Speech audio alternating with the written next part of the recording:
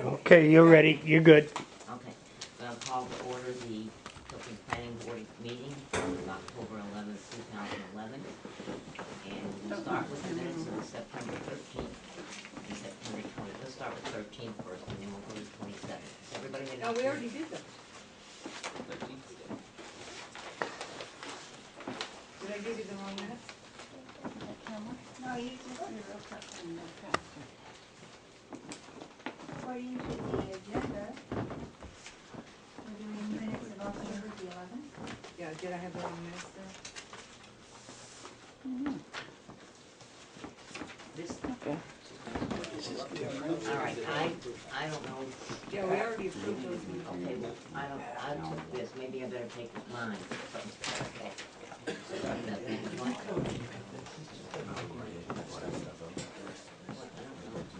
Oh, these must be, The October 11th.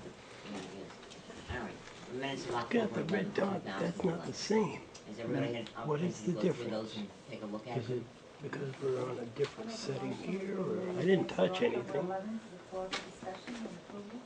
The only thing about them is that my name is in there as Richard Michelle. Oh, I'm sorry, I've left it. No problem. It doesn't, except for that, I second that motion. Okay. Yeah, it's All not in feeding favor? off of that. Aye. When you push this, right? It seems they always do. I leave it. We'll see how it works out. Wait, this is a request for a project review of the New Hampshire Division of Historical Resources. And it's, the project title is the Winnisquam High School. Project location is the school access road between West Main and Deer Street, Tilton. And, it's just a request for a review. Okay.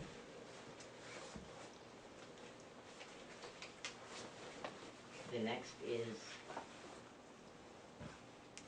a free flood prevention and mitigation surveying service sent to the town of Tilton from Lakes Region Planning Commission.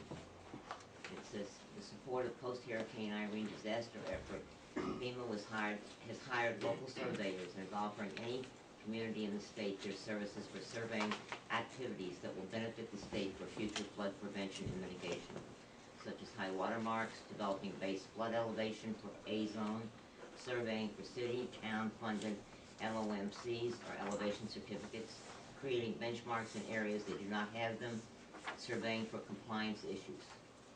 And the activities are going to be prioritized based on the need and the availability of the surveyors. And it has a contact name and a number that we can call. The next is the Lakes Region Planning Commission, Local Services Program. And this is going to be held October 31st. It's going to be on master plan development. That's past you. Hmm? That's past, I should have pulled that out. October I don't know 31st. why I would have seen it. I don't know why it's there. Well, I'm just sitting here listening. Well, I'm just reading what's in here because I don't see it till I get in here. So. We did have Halloween, didn't we?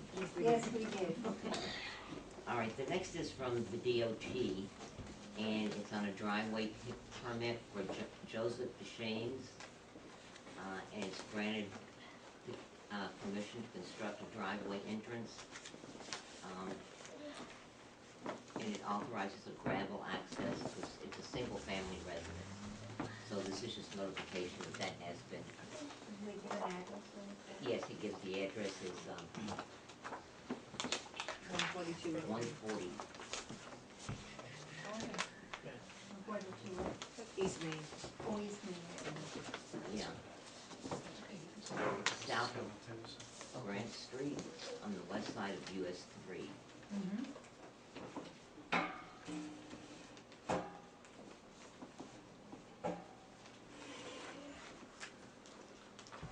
Anybody wants to take a look at this?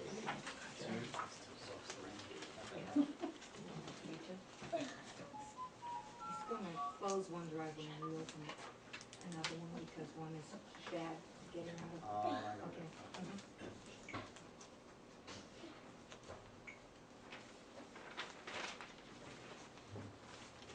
This is from the town of Sanfordton, the Sanfordton Planning Board.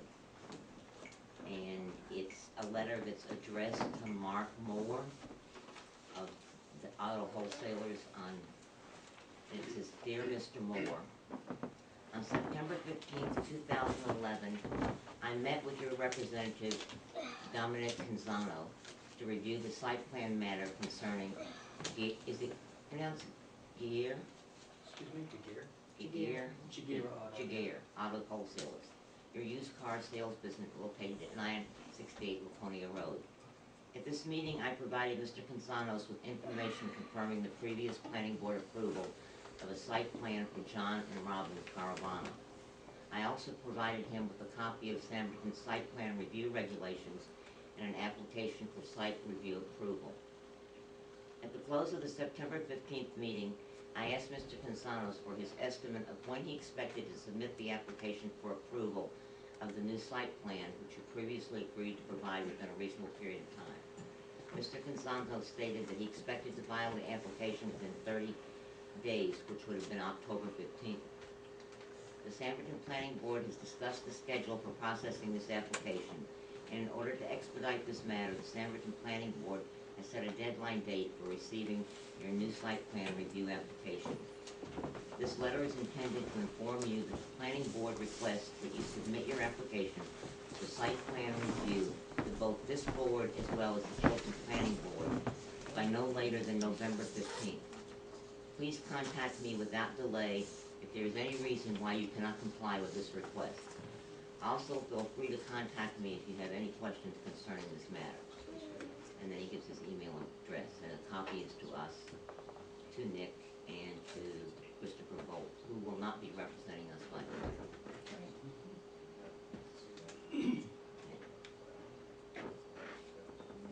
Madam Chair, may I have a copy of that letter? Nick, yeah. You wanna give her a copy of that, so. The next one is a memorandum from the Lakes Region Planning Commission, and it's, says as part of the regional bicycle and pedestrian plan update, the Lakes Region Planning Commission will employ professional consultants to generate conceptual designs that address existing challenges to bicycle and pedestrian access and/or safety at 12 Lakes Region locations. The Lakes Region Planning Council is seeking nominations for specific intersections, road segments, trail crossings, or other local conditions that do not presently accommodate pedestrian or cyclist safety or adequately. Examples of conditions for improvement include, but are not limited to, planned infrastructure in an area of need, on-road connections to adjacent areas where access is suitable, areas with demonstrated safety concerns, on-road and off-road connectivity, expansion of pedestrian or bicycle infrastructure. And the deadline for site nominations is Thursday, November 10th at 2 p.m. And we can nominate one of two ways, either online or by mail or fax. Does anybody know of anything, place that they might like to consider nominating? Okay, this will be in the file in Gus's office. There's a form that needs to be, different areas that need to be addressed, so I'm gonna pass that around if you wanna see it, you can go to Gus's office. All right, the next is a letter from Sandy Flessner to Adele Fulton. It says, Dear Ms. Fulton, the planning board voted to have our draft of an impact fee ordinance and a police impact methodology looked at by a town attorney to make sure there isn't anything we should change. I'm not sure whether or not this is something you do or if someone else from your office would be better suited for the job. But I am confident that sending this to you, you will see to it the right person does the review. The impact fee ordinance was written by Lloyd. Police impact methodology was prepared for us by Mike Azard from Lakes Region Planning Commission. Mike asked me to let you know he would be available for questions should you have any, or if you want changes. He would be happy to discuss what you would like changed. And then she gave Mike's email address and his phone number. I will have our land use coordinator, Augusta Marsh, send all of the attachments to you tomorrow. Ms. Marsh can be reached, and again, her email address and her phone number. All of our zoning regulations, subdivision regulations, and site plan regulations are on our website at www.tiltonnewhampshire.org if you need to make references to any of them. Thank you, Sandy Plessner. And this was sent out the 17th, which we had requested at the meeting. I think a lot of you weren't at that meeting. All right, and the next is again the town and city. I don't know whether any of you have looked at the one that I had said before, but again, that's always available. It's a very, very good publication. Okay, and then there's another piece of correspondence that we need to discuss, and I think we'll wait till the end of the meeting to discuss it. It came in today on, It's in the other folder. it's in, okay. Yeah, it's in the other business folder. In this one? We can do that later. Okay, I think we'll do that later. Okay. You can give me the correspondence then. That way you don't have to deal with it.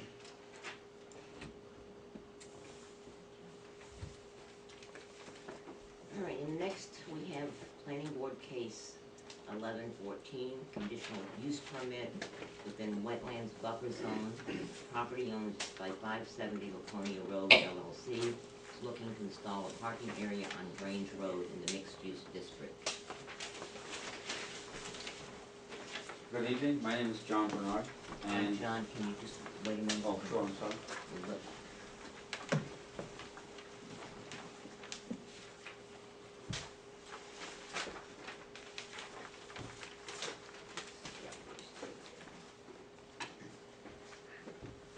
Everybody get a chance to look at the application? It seems to be complete. Can you entertain a motion to accept it? Make a motion, we accept the, Second. Okay, a motion been made and seconded, we accept this application for conditional use. All in favor? All right, John. Now I... Now you can go. I always seem to be talking to you back, so I want to apologize in the beginning. It seems the other night when I was selecting the same thing. So I'm proposing a parking area that is of 6 spots. And my intentions is that someday the town will be using this for Grange Road. At this point right now, though, we have a real problem with parking out there. If any of you have been by that, you've seen it, that there's an overflow. The Awakening Chiropractor is a booming business in town, and thank God we need it in this economy, but we need more parking space. So this is the design that I came up with, and it meets a lot of concerns that go on with it. For example, this is an Allen block wall that I have that would be installed in there that allows filtration to go down through. It's made of a cement block that is relatively porous with pea stone inside of it, and then backed up with 1.5 inches. And for those who don't have it, especially the board, I'm going to pass this around. This is the type of wall that I've installed before. This is what we're looking at to install at that point.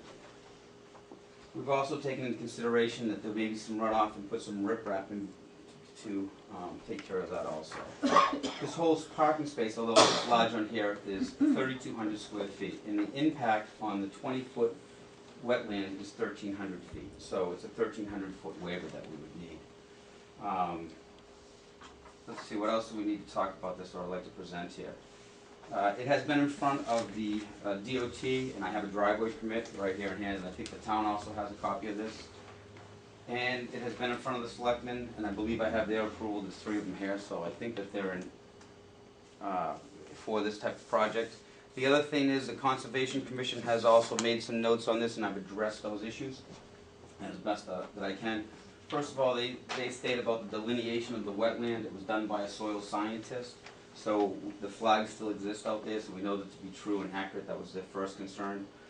The other concern is that the parking lot is in a 20-foot setback, which it is. There's not a lot of land out there, and as you can see, this building is right up to it. And so for us to make this work, we are within the 20-foot setback also that is required for the town. Now, I've read the regulations, and I'm not sure how they're interpreted, but I just want to bring it right out in the open, that this does go right up to the boundary line. you're not paving that, right? None of this will be paved, and it's expected to be gravel, so it doesn't, you know, it doesn't have any impervious surface. So it should be able to not change any of that. I think that pretty much addresses it. When the wetlands, the Conservation Commissions took a look at this, they didn't have a couple of letters that I had sent to them. By now, they have them which answer this, and I think that you have them too, so I'm open to any questions that you may have. Have you sat down with the commission and?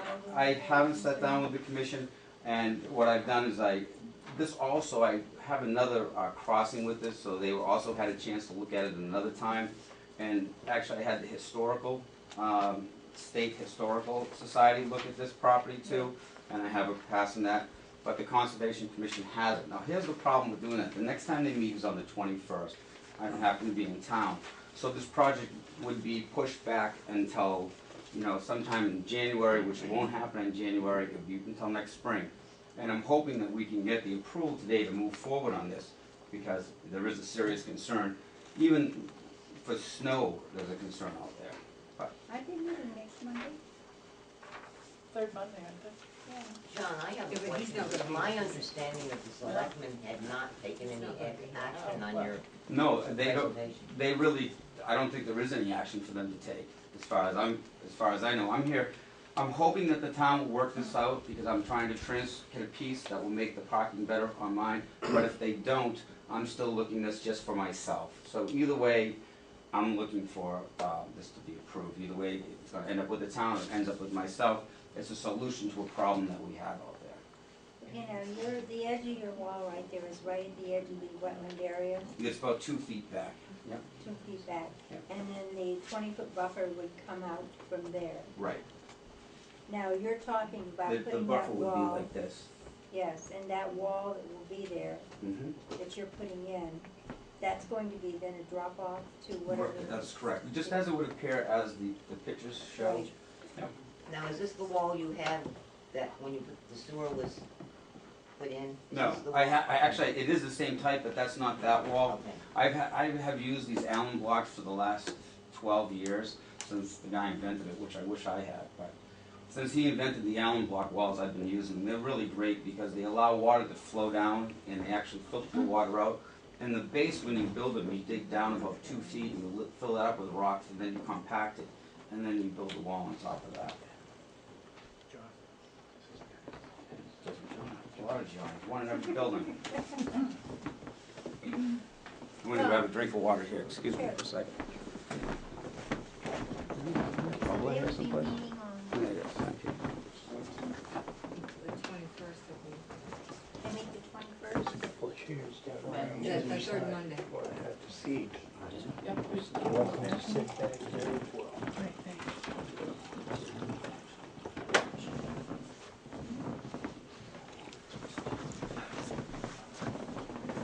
One of the other concerns that this project will take care of, there's some very large trees that are now leaning right over the Grange Hall, which I guess is called the senior center, the Grange Hall. When I get in here and I'm able to work, we'll be able to pull those trees back. One of the statements from the contractors out there says this should have been done 2 weeks ago. Statement of his the other night. So it would be nice to get it done. What, the trees removed? Yeah, the trees are actually, I think they're right on the line, on the borderline, they're right in through here, but they're dead and they're very tall, and they're kind of leaning over the Grange Hall. So that's another problem that would be resolved by having this project move forward. Anyone on the planning board have any questions or comments? Well, I was looking at the riprap you've got there Yes. on the ends.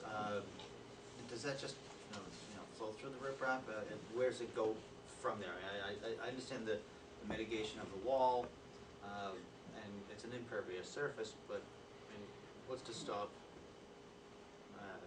I would imagine a catch basin, something in that area, but that's kind of excessive. But where's the flow going to go into the wetlands beyond there? Right. So this runs off as sheet runoff, and you can see I have it Yeah. on the plan. So the water's just gonna run down. It's gonna hit this wall. Most of the water is gonna run down through the wall and get absorbed into the wetland right through it. That's the beauty of these walls. Whatever overflow that we have will come down, and we put these in just as an added measure, just to protect it. And what you usually do is you bring a truckload over, and it actually will be a little bit bigger than this area, but somewhat in this size. It's just to show that we do intend to put riprap in there. So that will catch any overflow. But we're not really changing anything. This will actually absorb the water better because it's going to be a gravel lot as opposed to you have out there now. But you're gonna have a lot of fill right there, right? Yeah, there's going to be a lot of fill. There's about 4 feet of fill through this section. There's no fill really into here. This is the 528 elevation, and this is the end of 528. So you have about, it's going to be like a foot, and it goes 2 foot, 3 feet, and before it ends, it's probably 3 to 4 feet of fill. But what I'm really getting at is the whole 20-foot buffer that's over there that would follow along your wetlands. That's correct, yeah. That's all going to be disrupted, Just in this area here. the whole 20 feet though, right? Right, it's 1,300, I calculated out, it's 1,300 square feet. Okay. It's a small house that will be disrupting in that Yeah. area. And also your snow storage is sitting right there next to your wetlands, you'll have to move that. Okay, where would you like it? Well, you're gonna have to get it as far away from the wetlands as you can. Okay, we can put it Because, up in here if you'd like. Yeah, well, you're gonna have to just find a place further Sure. away from the wetlands so that any salt and whatnot is not draining and going down into the wetlands. I'm gonna open this up to the public now. Madam Chair, I would love to,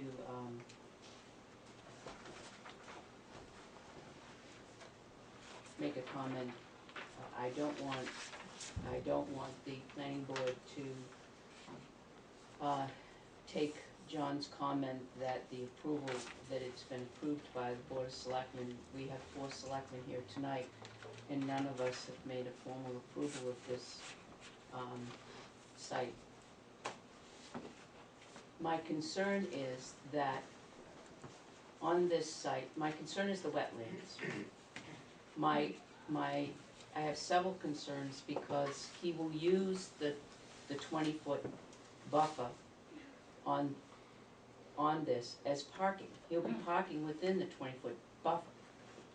Now, just a few months ago, if my memory serves me, and lately it's been a little shaky, but if my memory serves me, he came to the Board of Selectmen asking for an easement on the opposite side of the outbuilding so that he could put parking on the middle of the outbuilding, which would be the back of that 40 by 80 foot square. Oh, up here? That's right. And so that's where his parking for 570 Laconia Road would go. And then in turn for that easement, he wanted to give an easement for that 40 by 80 to the seniors if we gave him an easement for the back of the outbuilding. But his main purpose for that was that his parking was going to be parallel to what our outbuilding is going to be. Now, here it is a few months later, and that's changed again. It seems that this plan has been changing frequently, but my concern mainly tonight here is his variance, asking for a variance for the wetlands, and I'm very concerned because that is a definitive wetlands, and he will be parking in the wetland zone. No, he won't be within the buffer. He'll be parking in the buffer.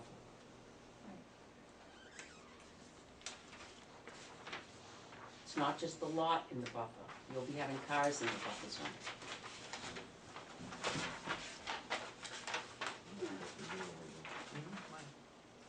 You know, his pieces that he wants. Anyone else? Selectman Nelson. I would just urge the planning board to stick to our process and gather all the information required before you make a decision, which is the Conservation Commission. And of course, the variance will have to be obtained before you can go forward. Also, the parking lot issue, I think it's time that we all become very staunch environmentalists and consider exactly where the runoff for that parking lot will go, where those salts, petroleums from the cars will go, where they'll end up, and how we can best capture them before they get into the environmental system. Whether or not it's paved, whether it's asphalt, paved, gravel or stone or whatever, should be considered as far as the environmental impact of that parking area.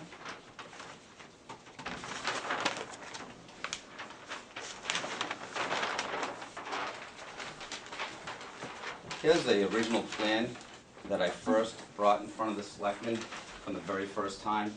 And if you notice, it's pretty much the keeping to what this is. It's just blown up. And actually what it was showing that it cut across here a little bit. So I know it does have a different shape to it, but we're doing that to protect the wetlands boundary. The second thing is, we're all concerned about our environment. I have children, I'm concerned about the environment. But let's take a look at this.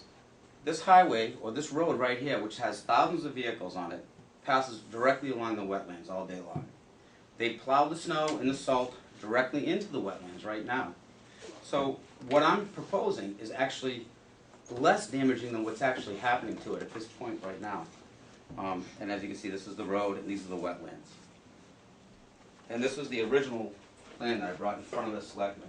And then this is the one that I brought in front today. What I was hoping to do, and I'm actually pretty surprised that the selectmen are speaking up, and it almost sounds like you're opposed to this parking issue, which I'm really, it's the first time that I felt that from you. And if they are, well, that's another whole battle I have to fight.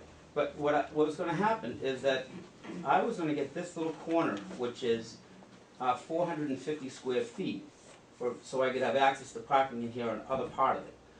And in return, I was giving them 3,200 square feet, so they could have the 6 different parking slots. I thought it was more than an equitable deal.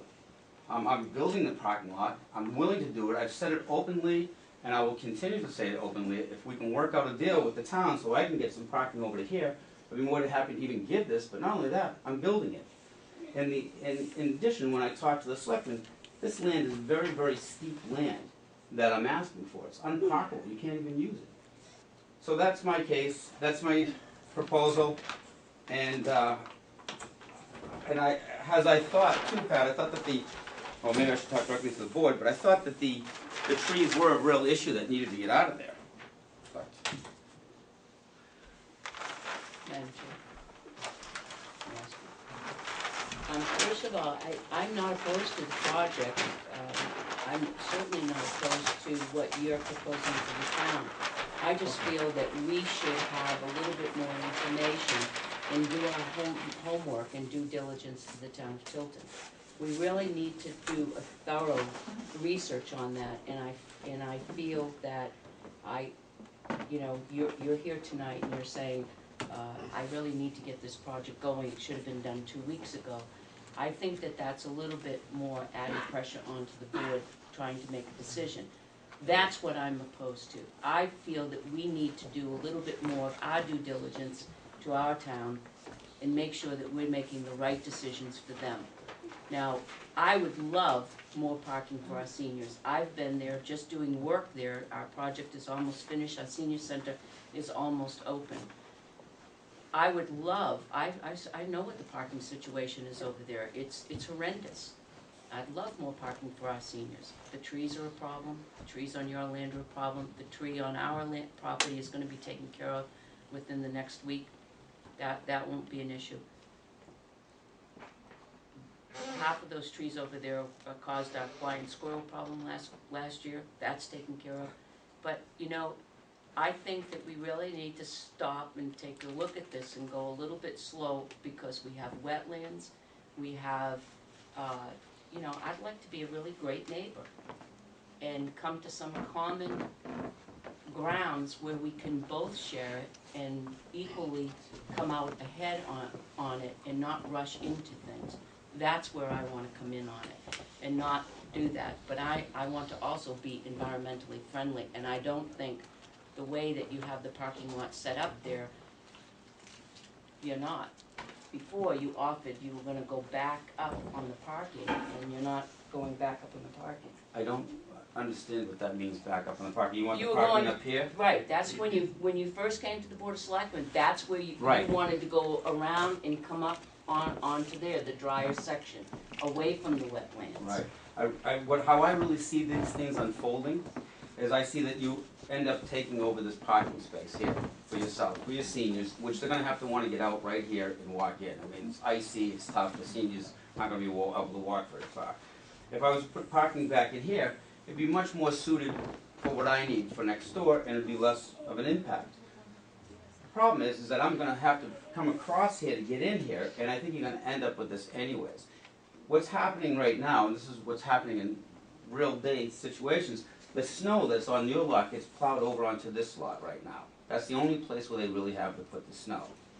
So, you know, everybody says, oh, the concern is snow.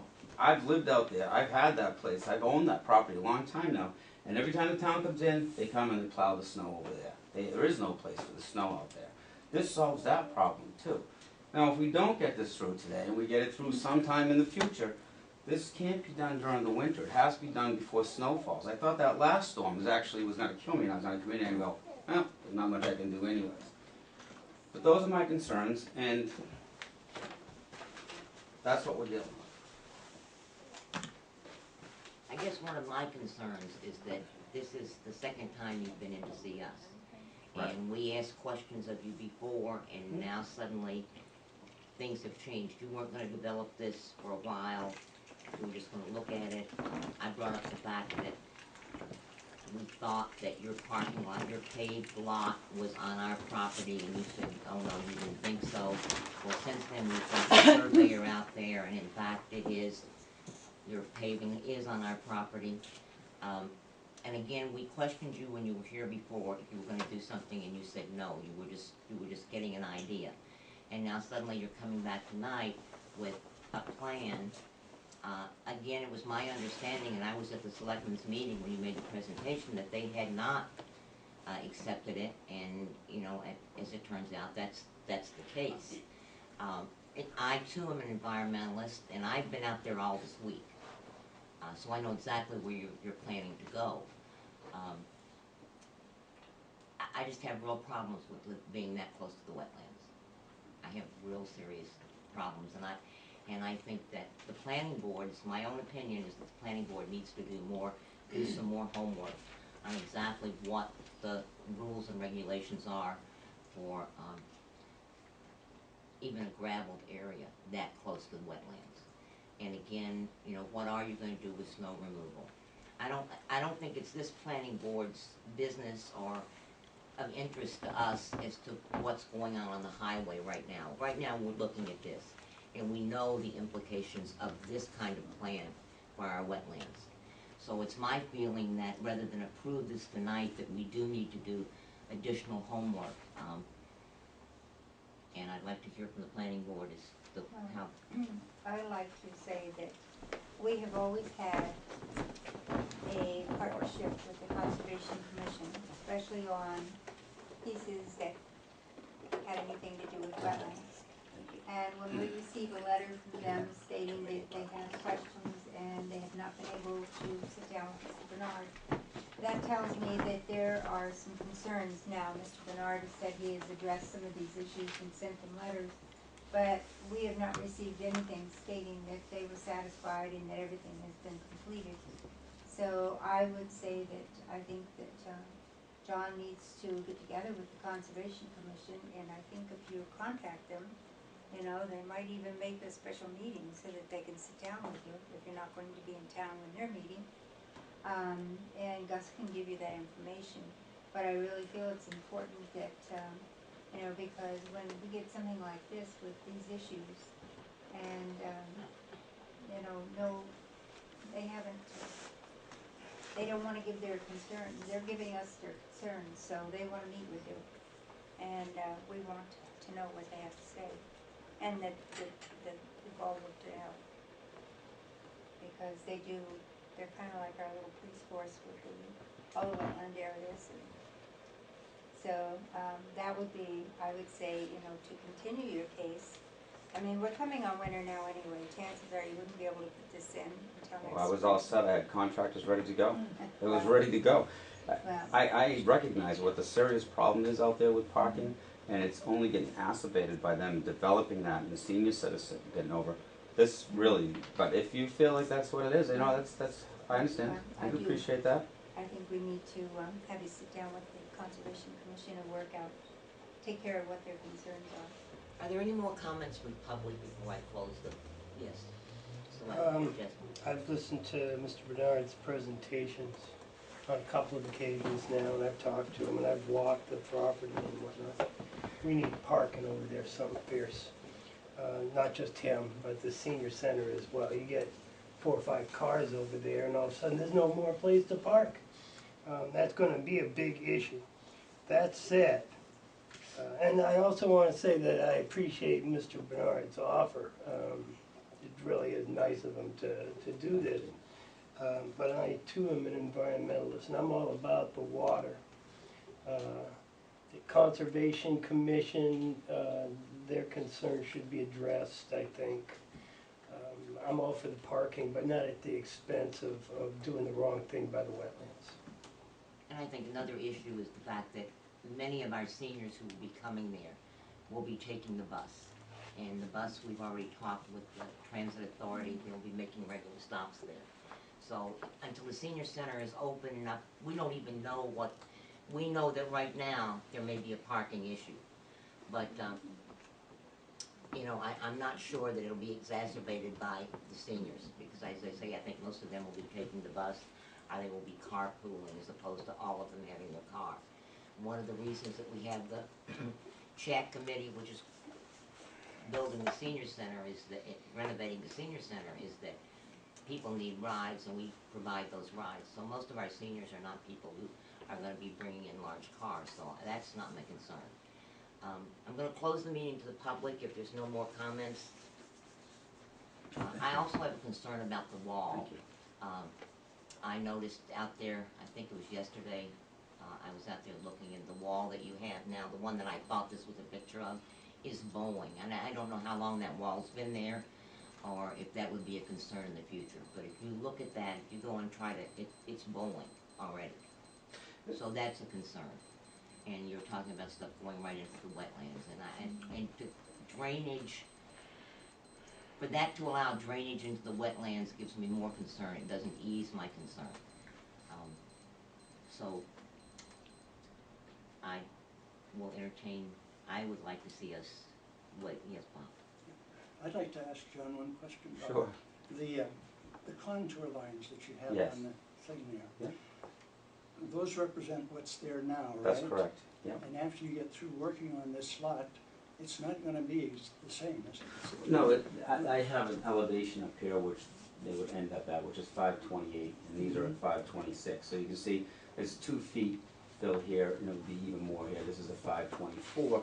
So if I said 4 feet, I'm probably exaggerating by a foot, but I'd rather be over than say under. Okay. But that's the elevation I'm shooting for. Essentially, the drainage direction, the slope for drainage is gonna be pretty close to what it is now, as far as. Right, I have some of the drainage, exactly, good question. I have some of the drainage going off in this direction, some of the drainage going off in this direction. None of it really is going right at the wall. You really try to drain away from it. Right. So that's how it would be built, more like an apron, like a road is built. There's no more questions. I'd like to make a motion to continue this case, to give give John the opportunity to contact the commission and work with him. Whether it's in a meeting, or maybe you can meet him here, and whatever it works out to be. When is our next meeting, Gus? The next meeting is December.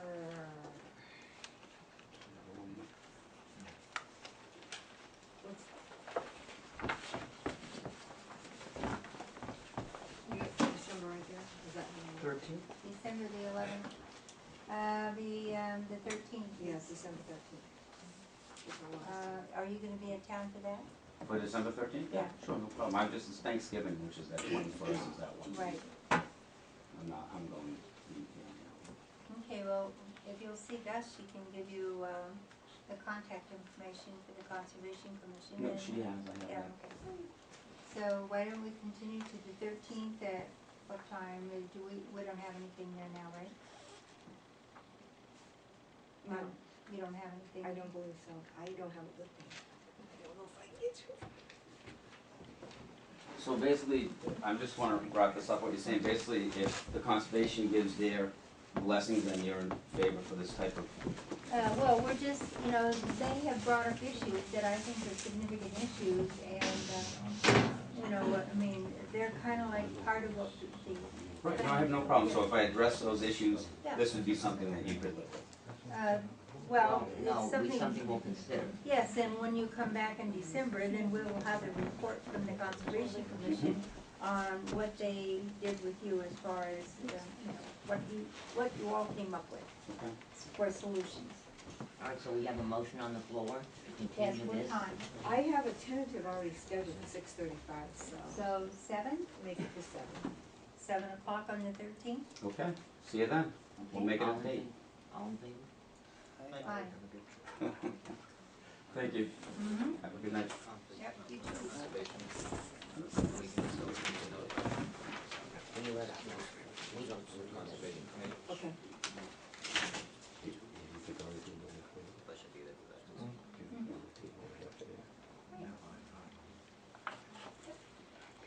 Gus is going to let us know when that meeting takes place, so we can attend address it. I think it's important that we hear that. Okay? We'll make out, expedite it for you.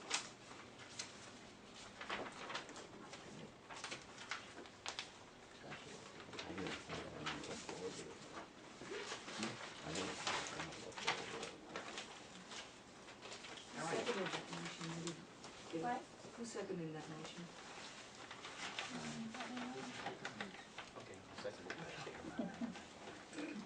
I just wondered who seconded it.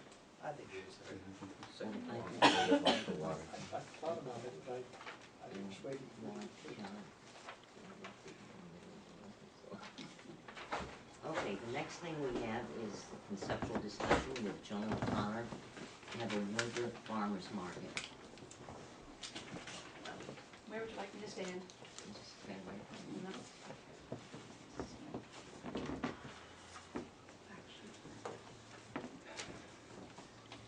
Good evening, my name is Joan O'Connor of Joan's Famous Composting Worms. I'm a worm farmer. I've lived in Henniker since 1971, it's a nice college town. I've been involved in agriculture for about 20 years.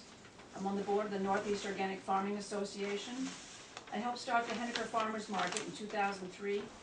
I'm a vendor at the Concord Farmers Market in the summertime since 2006. I've been the market manager for the Manchester Farmers Market for 3 years in downtown Manchester. I dealt with code enforcement, weights and measures, health inspectors, mayor's office from June to October. This was a in-town market. I'm currently a site manager for 8 certified organic farmers in Concord. It's called Local Harvest CSA. It's community support agriculture, where we have 325 shareholders that come in once a week to pick up beautiful bags of organic produce. And I do that from May to November. For the past 2 winters, I owned the Concord Winter Farmers Market, and I was in partnership with a garden center there. And they decided to do this market on their own this summer, and it was a very successful market, and I was sorry to lose it. I worked very well with the city of Concord, with Jean Blake at the code enforcement office and at the health department there. I started looking for another location, and I started working hard to find what I thought would be a wonderful, bright, sunny, airy place to have a winter market, because that's what worked at this garden center. It was a glass greenhouse. Be 7 degrees out with the snowstorms and everything, and you would be in the greenhouse, and it was just wonderful. People came in and went, ah, and then they went into the farmer's market and purchased wonderful produce. I had a few ideas, but nothing worked very well, and then 2 people who live up in this area told me about the Agway building, the Hillside Agway, and they said, Joan, this would make a wonderful farmer's market this winter. These were some of my vendors that have been with me. And I called the numbers, and they put me through to AutoServe, to Dennis Gaudette. And I mentioned it on the phone to him a few times, and he thought about it, and then he said, why don't you come up and meet with me? So I met with Roland and Dennis and talked about what I've accomplished with the other markets, and Dennis saw it. He said, let's try it, let's go for it. So the rest was a big snowball. I started putting out a call to farmers and vendors. I put it out on listservs, I put it out in the Department of Agriculture, my waiting list from people I've had over the years, my 30 vendors from the Concord market, other market managers. I wanted to ask permission to market managers because I wanted to, be respectful of the work that they've been doing at their own markets. I have 20 yeses. 20 people said, I want into your market, Joan. I run a very tight market, and they are committed to whatever I do. They said they will follow me. So I have 20 yeses. I have 12 pending already. People, emails, because when people start chatting among themselves, people started contacting me. You're doing a market in Tilton, we want in, so I'm like, great. I prioritize produce, carrots, onions, potatoes, cabbage, parsnips, apples, honey, maple syrup, garlic. I like prepared foods, soups, chilies, baked beans, sandwiches, breads, pastries, popcorn, chocolate, coffee. I like music. It makes a very simple Celtic sound in the background or a nice jazz music. I have an information table that I've always put out at markets, talking about local foods, how to source local foods, pick your own facilities. I like to have something for the children, like face painting or a clown. I would consider a few agricultural crafts. I do not want crafts, I do not want, at this point, any jewelry in it. I want agriculture, so it could be a photographer that does farm scenes or someone that does, animal, whatever. But my priority is the food at this point. I also like to help nonprofits if I have room. Future Farmers of America, you have down at the Winnisquam High School. I've already found out who that person is that runs that department. Northeast Organic Farming Association, Small Beginner Farmers, Rotary. I would like to have a bookseller, for instance, someone who has books on homesteading, growing our own foods, becoming more self-sufficient. An average booth space would be 6 square feet. It's a very small space, but some people have small products like garlic. Most of the bigger farmers would expect about 10 square feet because they're gonna have bushel baskets of vegetables. I'm very tight on appearance. They have to have tablecloths, they have to have nice containers. I like a nice presentation. This is not a flea market. All vendors have to have product liability insurance, and that prevents any problems with the small person who's just starting up and they think they can make the best chili in the world. Well, they call me and I say, do you have product liability? And they say, no, what is it? And I said, do your research and get back to me. They all carry about $1 million in product liability. I'd like to do the market every Saturday in January, February, March, and the market would run from 10 to 2. It's a nice midday. It's not too early, it's not too much in the evening. And like I said before, I run a tight ship. I expect my vendors to produce this product themselves. They are not allowed to go down to the Boston markets and buy vegetables and pass it off as their own. They have to prove to me that they are growing this, they are producing it, that they know what they're doing. If they have to supplement their line, let's say a farmer needs potatoes because of the demand, I will give them permission to source potatoes, but it better be Maine or something around here, and they have to label the source of those potatoes. They are not allowed to pass this off as their own. This is jobs. Many of these vendors are hiring extra people to work the markets. In previous years, I've had vendors thank me because they can afford to feed their families, their animals, pay their bills. They had record-breaking sales at my markets because I did all the marketing. I brought in many people, customers that came into these markets, and that's why I do these markets. I love helping these farmers. Thank you.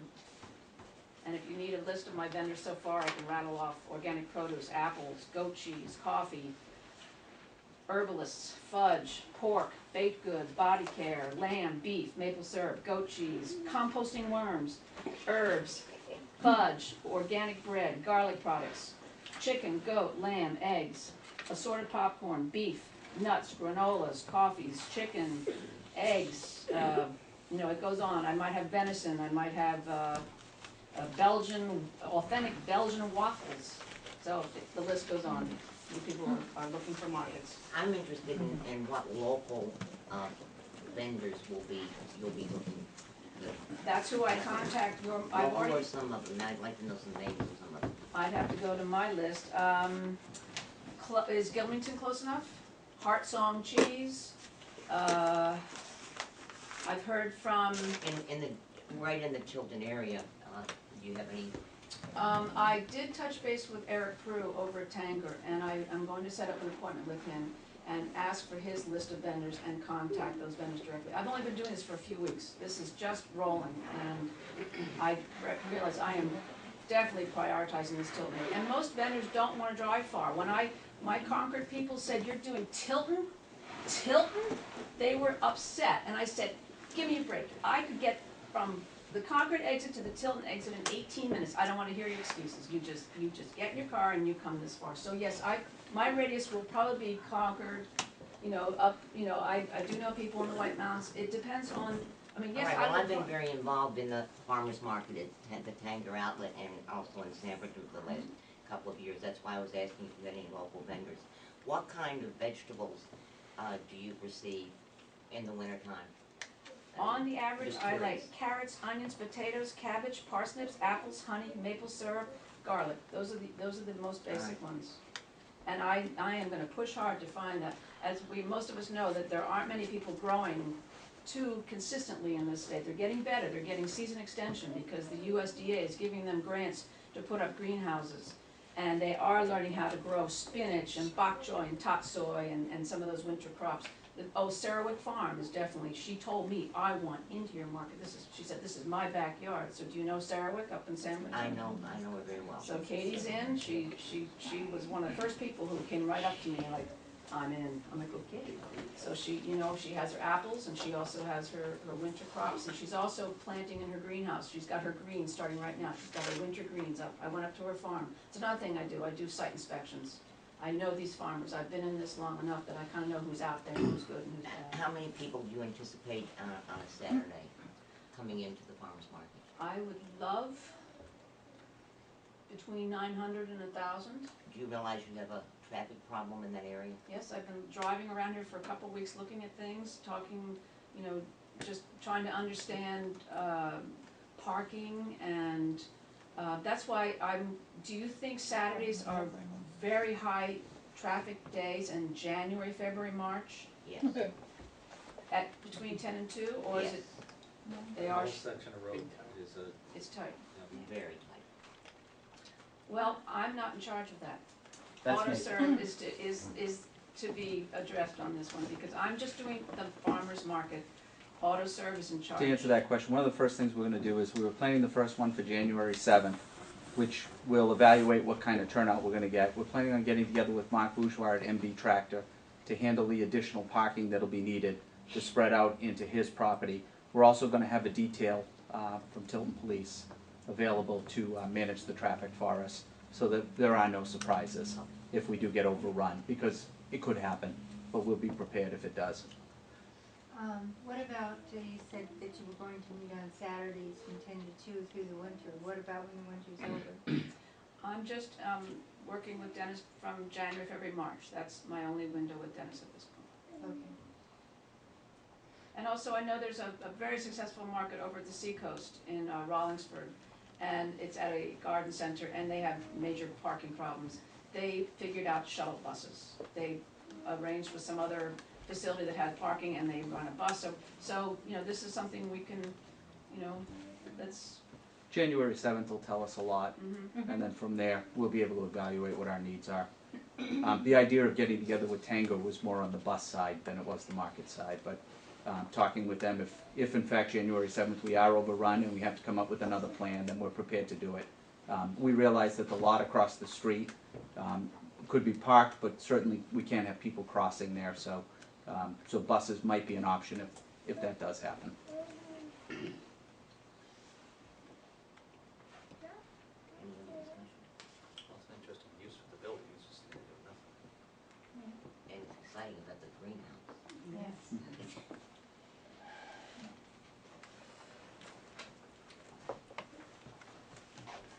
Well, I would say that would be, the only thing that might be limiting would be, if you get enough cars stopping there, there's not a lot of parking right there.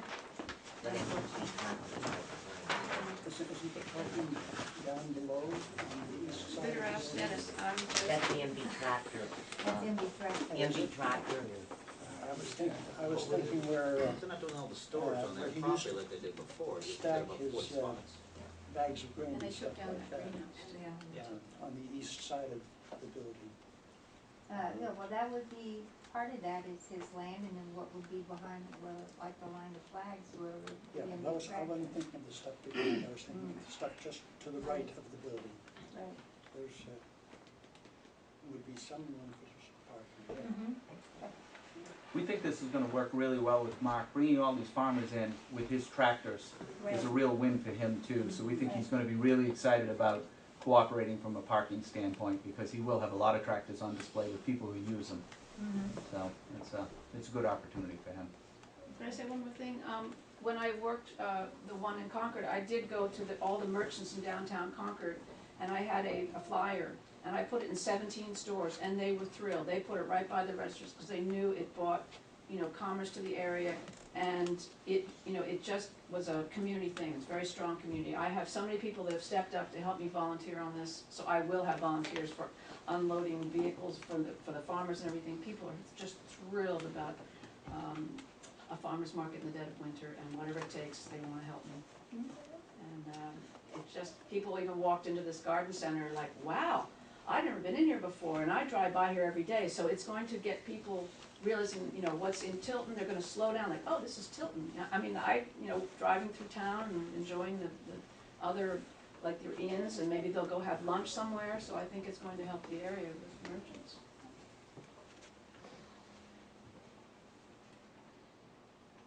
I have a question, that the lotions that you say you have, the vendors for the lotion, are they local?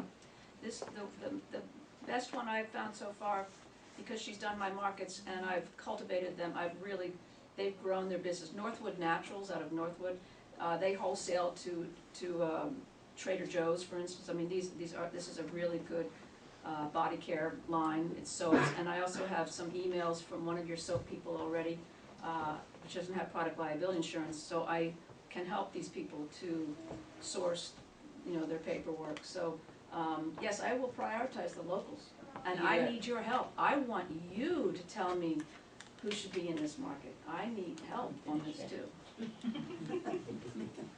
So, yes, I have one body care person, but I don't want. Can I finish my question? Well, I didn't want to prioritize body care. I want food, so I didn't want too many Are body you care. open to have more than one vendor with lotions? Are you open to have more than one vendor with potatoes? Are you open to have more than one vendor? Yes.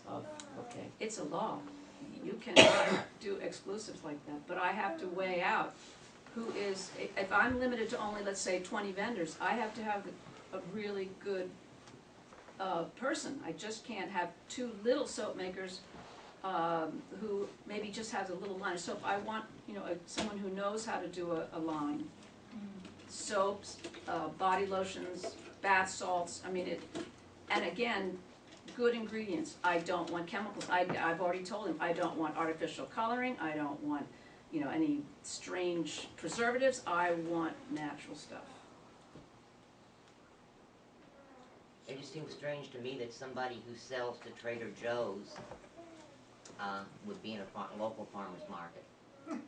I thought that was sort of not the definition of a farmer's market. They have As a matter of this fact, I'm gonna screened. go and look at the definition of a farmer's market, because I'm Okay.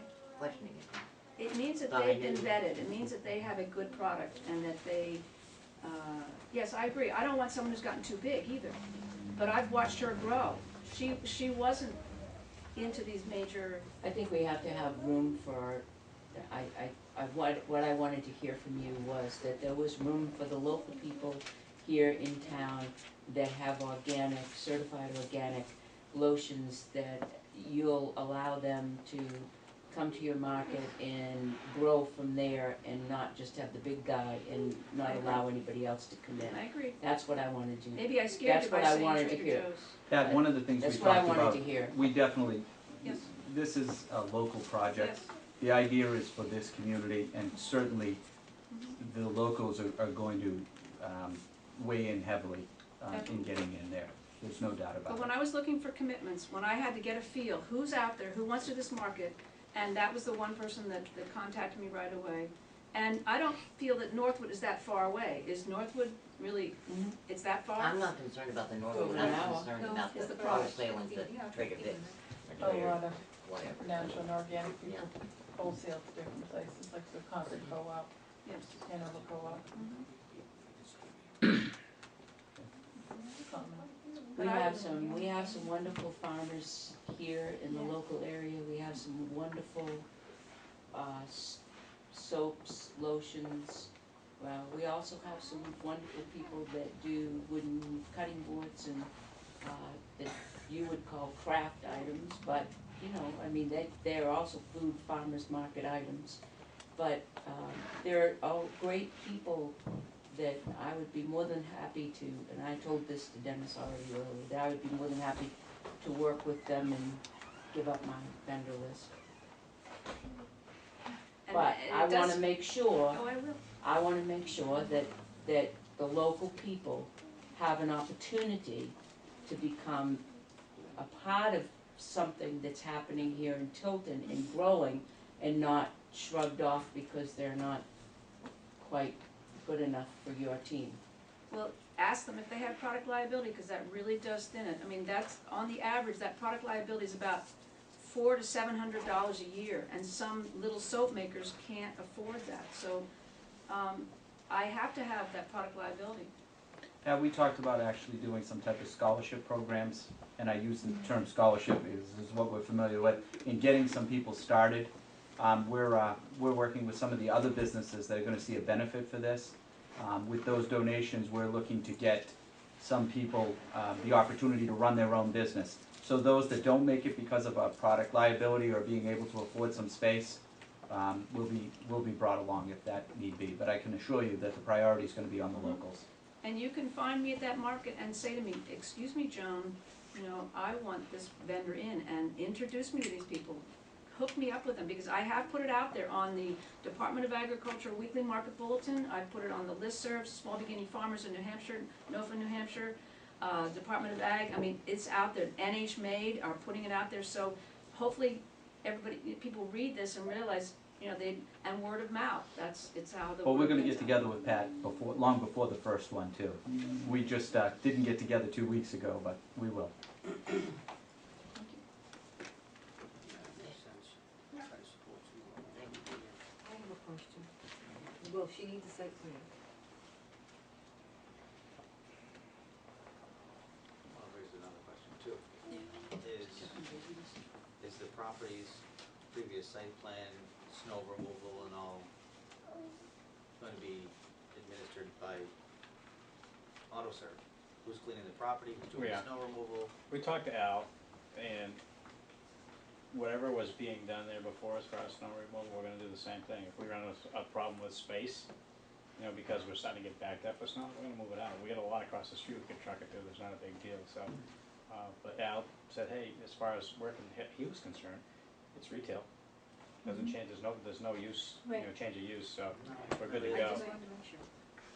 I didn't wanna have that. No, I guess the later. only thing I would ask is, are there any state permits that you're required to get, anything from the Board of Health? Is there any inspections that Not the doing any state cooking on the does? property? No? But it's usually, the cities that I've dealt with are, like Manchester is self-regulating, so I have to deal with the Department of Health, and she inspected me almost every market she'd come through with her clipboard. So if people were sampling, they have to wear gloves, they have to have individual portions with toothpicks and everything, so yeah, you have to tell me if you have certain codes in town here for sampling for food. You have to if there's wine, Excuse me? you have to if there's wine. Right. They're allowed to sample wine at farmers markets. If you sell wine, you have to get permission from Yes, the you have Board to of get from- Selectmen. Oh, from the selectmen, and they have to get it from the liquor commission themselves to do a Right. farmer's market. That's the only Catherine? provision in the farmer's Tilton market here isn't in a Tilton. self-inspecting community for restaurants and food protection. Exeter, Portsmouth, Nashua, Concord, Berlin, I could name them off, a bunch of them are, but we are not. So all the applications for food would have to go through the state. Catherine, we are looking to get a local vineyard in there as one of our, so. So they just need to have It's a the- letter to us saying that they would like to participate in Once the we winter decide who farmer's that may market. be, and, yeah, we'll definitely, we are gonna sit down and work through a lot of this long before this even comes to fruition, so. So all food service is inspected by the state. There's applications that they'll have to have if they don't have them already, especially for, I don't think No, just the, homestead foods can be sold at a farmer's market. yes, they can, homestead license. I They have expect to have them a to homestead have license. labeled ingredients, all that kind of stuff. Yeah, it's quite extensive. The state of New Hampshire's pretty tough with Vermont's easier. They can. Almost 2:30.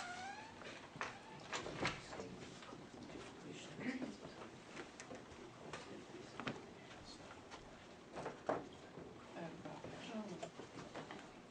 just didn't know. Farmers markets. And have to make sure that's-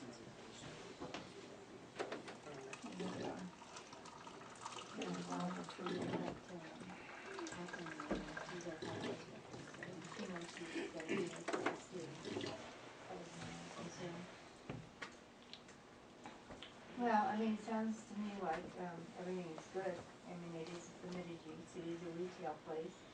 It's an existing place. The owner of the property is here and verifying that they want you there, so. I don't have an issue with it. The only concern I have, if any, is just what is going to happen with the traffic. And that's my concern. Yeah. So, other than that, I would say good luck. Thank you.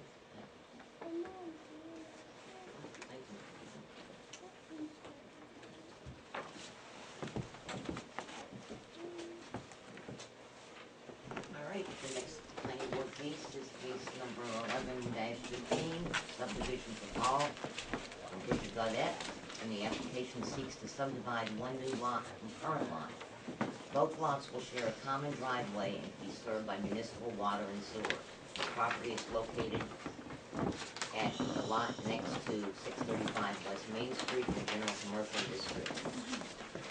So,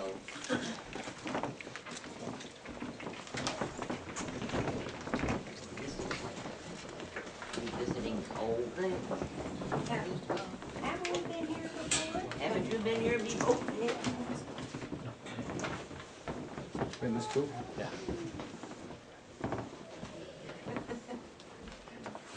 All right, has everybody had an opportunity to look at the plan? Looks complete to me. So, I hear a motion to accept the application. Absolutely. Second. All right, all in favor? I, All right, it's yours. My name is Jonathan Crowdis. I'm from TF Bernier Surveying. We prepared the subdivision plan. It's a fairly simple subdividing out one lot. These are the new lot lines. This lot coming out, and this lot will be remaining in the back. The access will be a common with an easement for the back lot. That's pretty much it.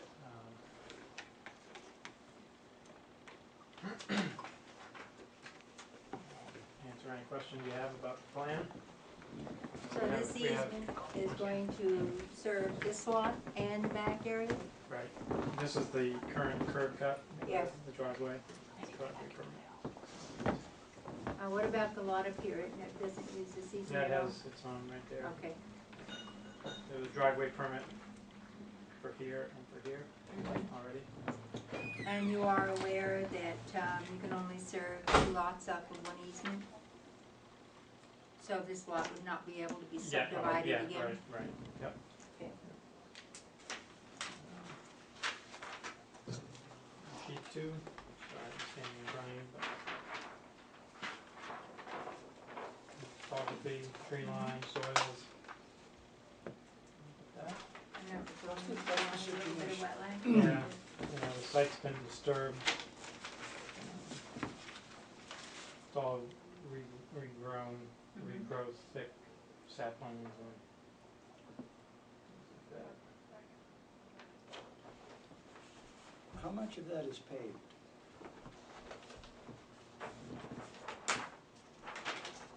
Here's the edge of pavement. This is the edge of pavement, right here. So that's the front part.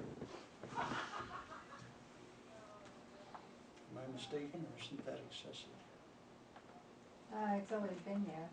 And this back in here is just like big field and woods, Yeah, really. That's Overgrown this is field and completely woods. undeveloped. Yeah. It's been a car lot for as long as I've lived here. That's pretty long. Of course, had a different name on it back then, but 2 different names. yeah, a couple different ones.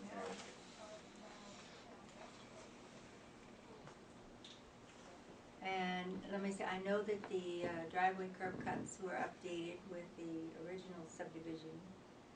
Just so you're aware that if you get a site plan that comes in, it will have to also update the curb cuts, so. That's really all I have. Anybody else have anything? I'll open to the public.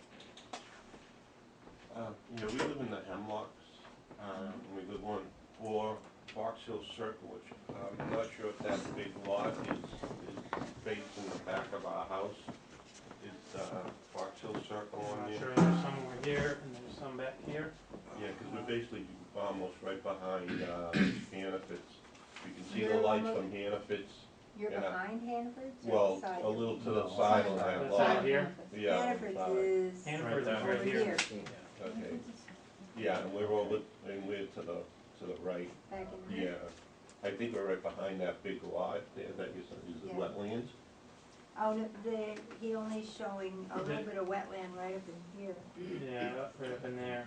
I know there's a condominium, there's a building right here, and then the road goes back out into here too. And there's I'm trying to over figure here. out where our I'm having lot is, trouble it's right understanding behind it, it. Well, it's in between, the automotive. This is, store. Jensen's is right back here. Yeah, Right. This is That's all all this Jensen. land right back here. but Jensen's designated. Okay, so we're up It doesn't that go, it does not go back there. It doesn't go It's down right- this it goes way, right so up. it's Okay, back Jensen. up in here. Okay, Okay. and so this is the entrance over here This is- to, Our existing parking lot, this Okay. is the entrance to Hannaford's. Hannaford's Yeah. right here. Hannaford's is back there. This is Okay. all, right now, this is all saplings. Okay, so is that buildable land, or is that gonna be, anything on that land? The land in the back? Yeah, in the back. We spoke to Jensen's about extending their park back there to connect up with the Hannafords. Okay, so And we're you still were- in conversation with them about doing that. Okay, I did hear something about that. My main concern was if there was gonna be like a large parking lot or something, is the No. lights and stuff, so No, it would be that's- probably just Jensen's right now Jensen is the only putting- people we're talking to about that. They're in that park, you can see where their road dead ends. That particular road connects right up with my property, and we're speaking to them about extending that Jensen's Park into that property there and continuing the park, and then hopefully at some point in time, maybe getting closer to the Hannafords, so that we spoke with the Hannafords about getting a curb cut to come right in there and exit out of that property. They were not willing to do it because they were afraid from the commercial side it would compete with their grocery business, but they are interested in a residential side connection, because that would benefit their grocery business, where you would have means of egress right to their light and right to the grocery So store. basically behind our property, we would only have other homes back there, not a business? At this point in time, correct.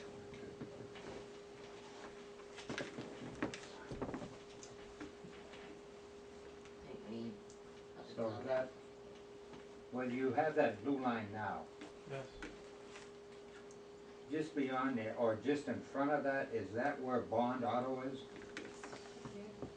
That's Bond right there. Alright, You want to take a look at that, Roland?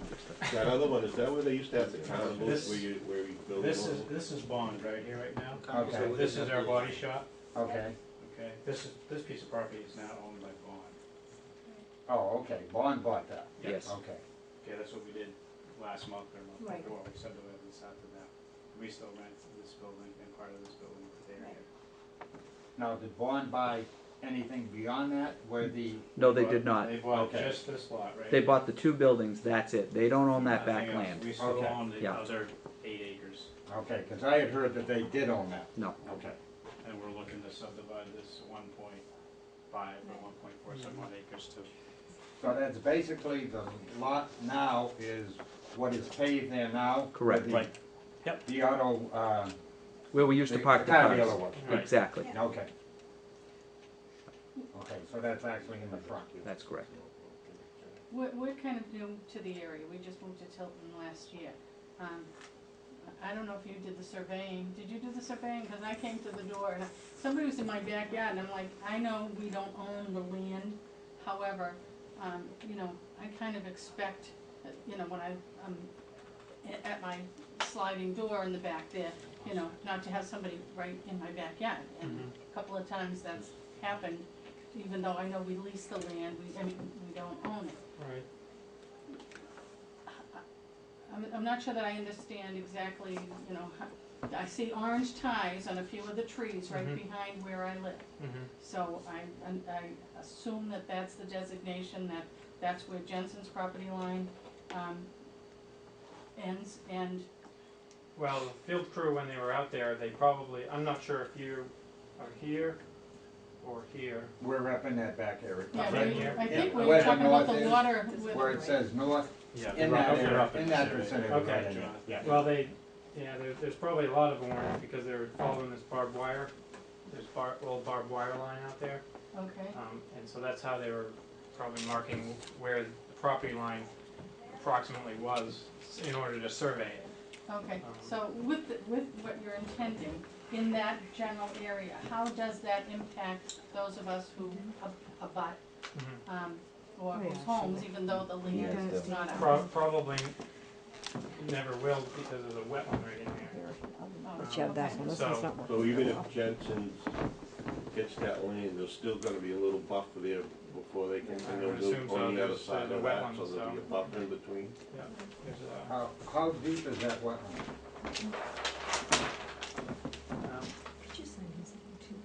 that's it right there. And how far back, how many feet is it? Probably 40 feet from the property line into. Because I have walked in behind. There's buffers. 3, I think it is. That vacant home there. Oh, And I have walked in behind there. Oh, okay. And yes, it is quite wet. Okay, so, Extremely wet. so with that wetland, there would be restrictions of you being unable to do anything within a, Well, you have your wetland and then your buffer area, another 20 feet beyond that for the buffer for the wetland.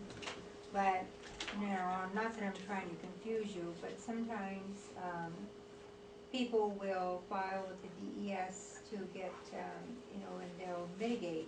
Maybe they need that land, but they'll make a wetland somewhere else. And a lot will depend on the quality of that wetland. But generally speaking, like I know at Jensen's, they, you know, will just generally just go around it. Like if you go through the park now, where there are wetlands, you'll have a wet area where there's nothing. Then you get on the other side and there'll be more homes. So, I mean, I'm not gonna say they would never not disturb it, but it would be with permits to do it. And as long as I own it, we're never going to do that. Right. There will always be, Jensen's has always been a great neighbor, and there will always be a buffer there, and you will not be facing the back of buildings. We have no real intention of developing that property or anything at this point in time. Strictly working with Jensen's. If anything, maybe we'll use some overflow there, but it'll be far away from those buildings, and there'll be plenty of buffer. But no risk of that whatsoever, as long as I own it. okay. May I just ask once more on Yep. that street that you're talking about possibly at some point in time coming into Jensen's development, from Hannaford's to Jensen's, is that That what you're wouldn't saying? be us. That would not be us. That would be if the property got sold to Jensen's. Jensen's would look to expand the Jensen Park into that area, and my only point was they may have the opportunity to work with Hannaford's to get an entrance in there, which would be residential limited. It's not going to be for commercial traffic, if in fact they even got that from them. But they're the only people we're talking to. Okay. Now, what are you planning, what's planning on going into that lot? Do you The know? one that we're subdividing? Yes. Yeah, they've been here. I don't know if I'm under any kind of confidentiality from them. No, they've told us. They do. Oh, yeah. Then it's Dollar They've General. been at Dollar General. Oh, yeah. Dollar General. Dollar General. Yeah. And they're going to be. They haven't site planned yet though. No, Right. they're waiting for this.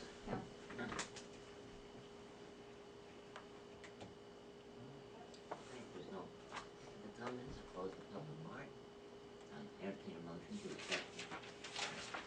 I'll make a motion, we accept the application and approve the subdivision. The only condition I would put on it is the remaining lot in the back would not be further subdividable with the current conditions. Nick, you seconded? Yes. All in favor? Aye. Thank you very much. Thank you. Thank you.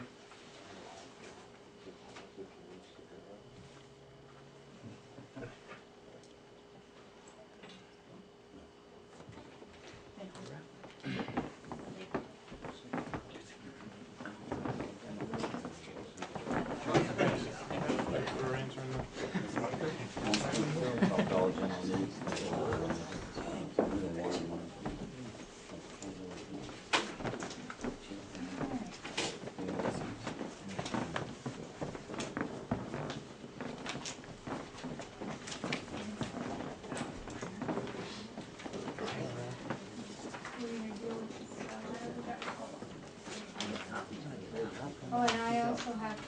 that's the, planning board on the budget items.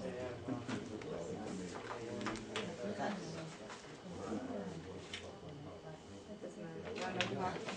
I don't know. That's a fine letter. I got it down here. Yeah, I can make more copies. No, I got it right here. Okay. All right, we're gonna look at this now. We just got this letter today. Mr. Haber. What's Mr. Davis? What do you want, Bob? I have one right here.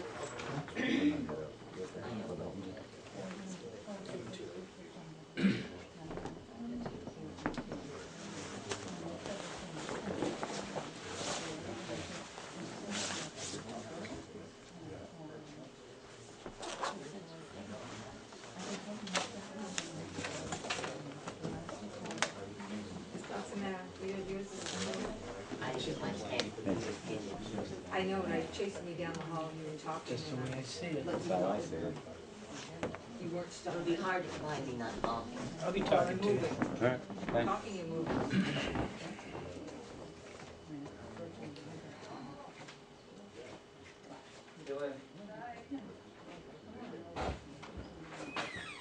Wait till Bob gets back, give him a chance to read.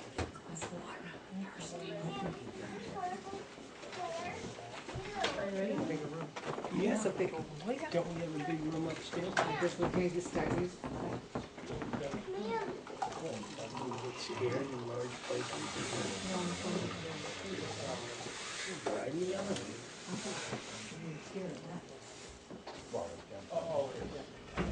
I guess the only thing I'm having trouble with this letter is, even when we, when we came to it conceptually, that was a public hearing. We were speaking that night.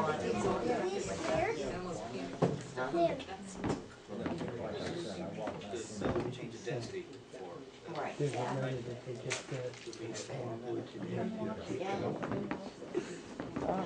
Maybe that's. We met upstairs even. Yeah. I don't know if you were gonna understand.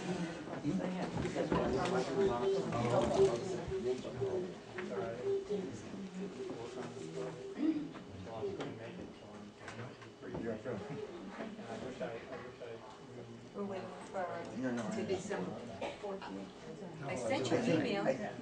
Just on that point. Did you get my email? About I petition? believe that Petition. what our attorney is suggesting is I that did, I sent you. oh, yes, I have a public hearing where It people would be opens notified. on November 14th and closes on December 14th. What should really be sort oh, of getting well, to. then I mean, really, we can't really comment on this because we didn't notify any of your butters. Can't comment on what really. Well, I mean, if we comment on this letter tonight, it would have been just like the night that we met with your group.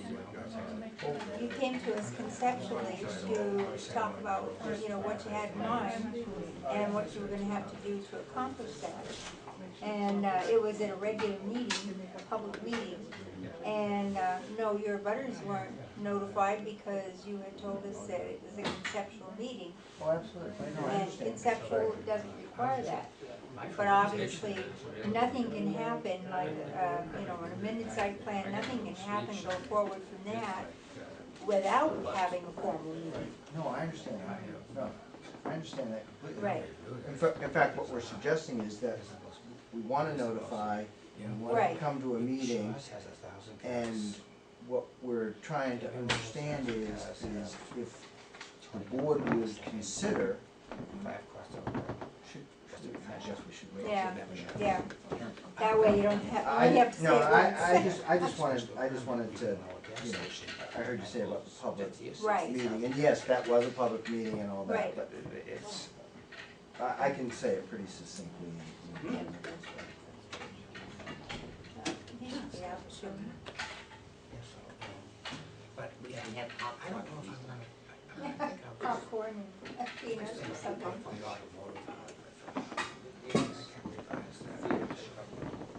Oh, there he is. I'm just gonna have to do that.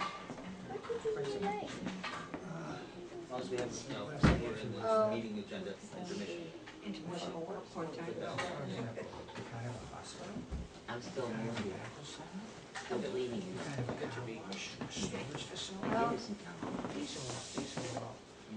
Oh, Is it you? Okay, you got a letter, we're gonna talk about this letter, Bob, if you wanna read it. Alright, wanna read it? Yeah, I'll catch up.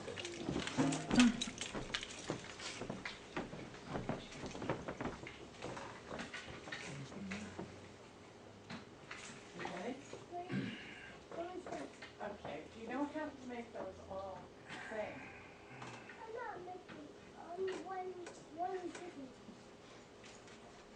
Well, yes, but now you're turning them all around. You like them better this way? Seems like a novel You idea. wanna hang them Or yourself and someplace say, to go to this. just make them go like this. Get one.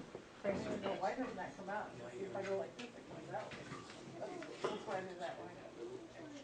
Alright, grab your stuff, Steve. You're a crazy man. Come on, let's go home. Yeah.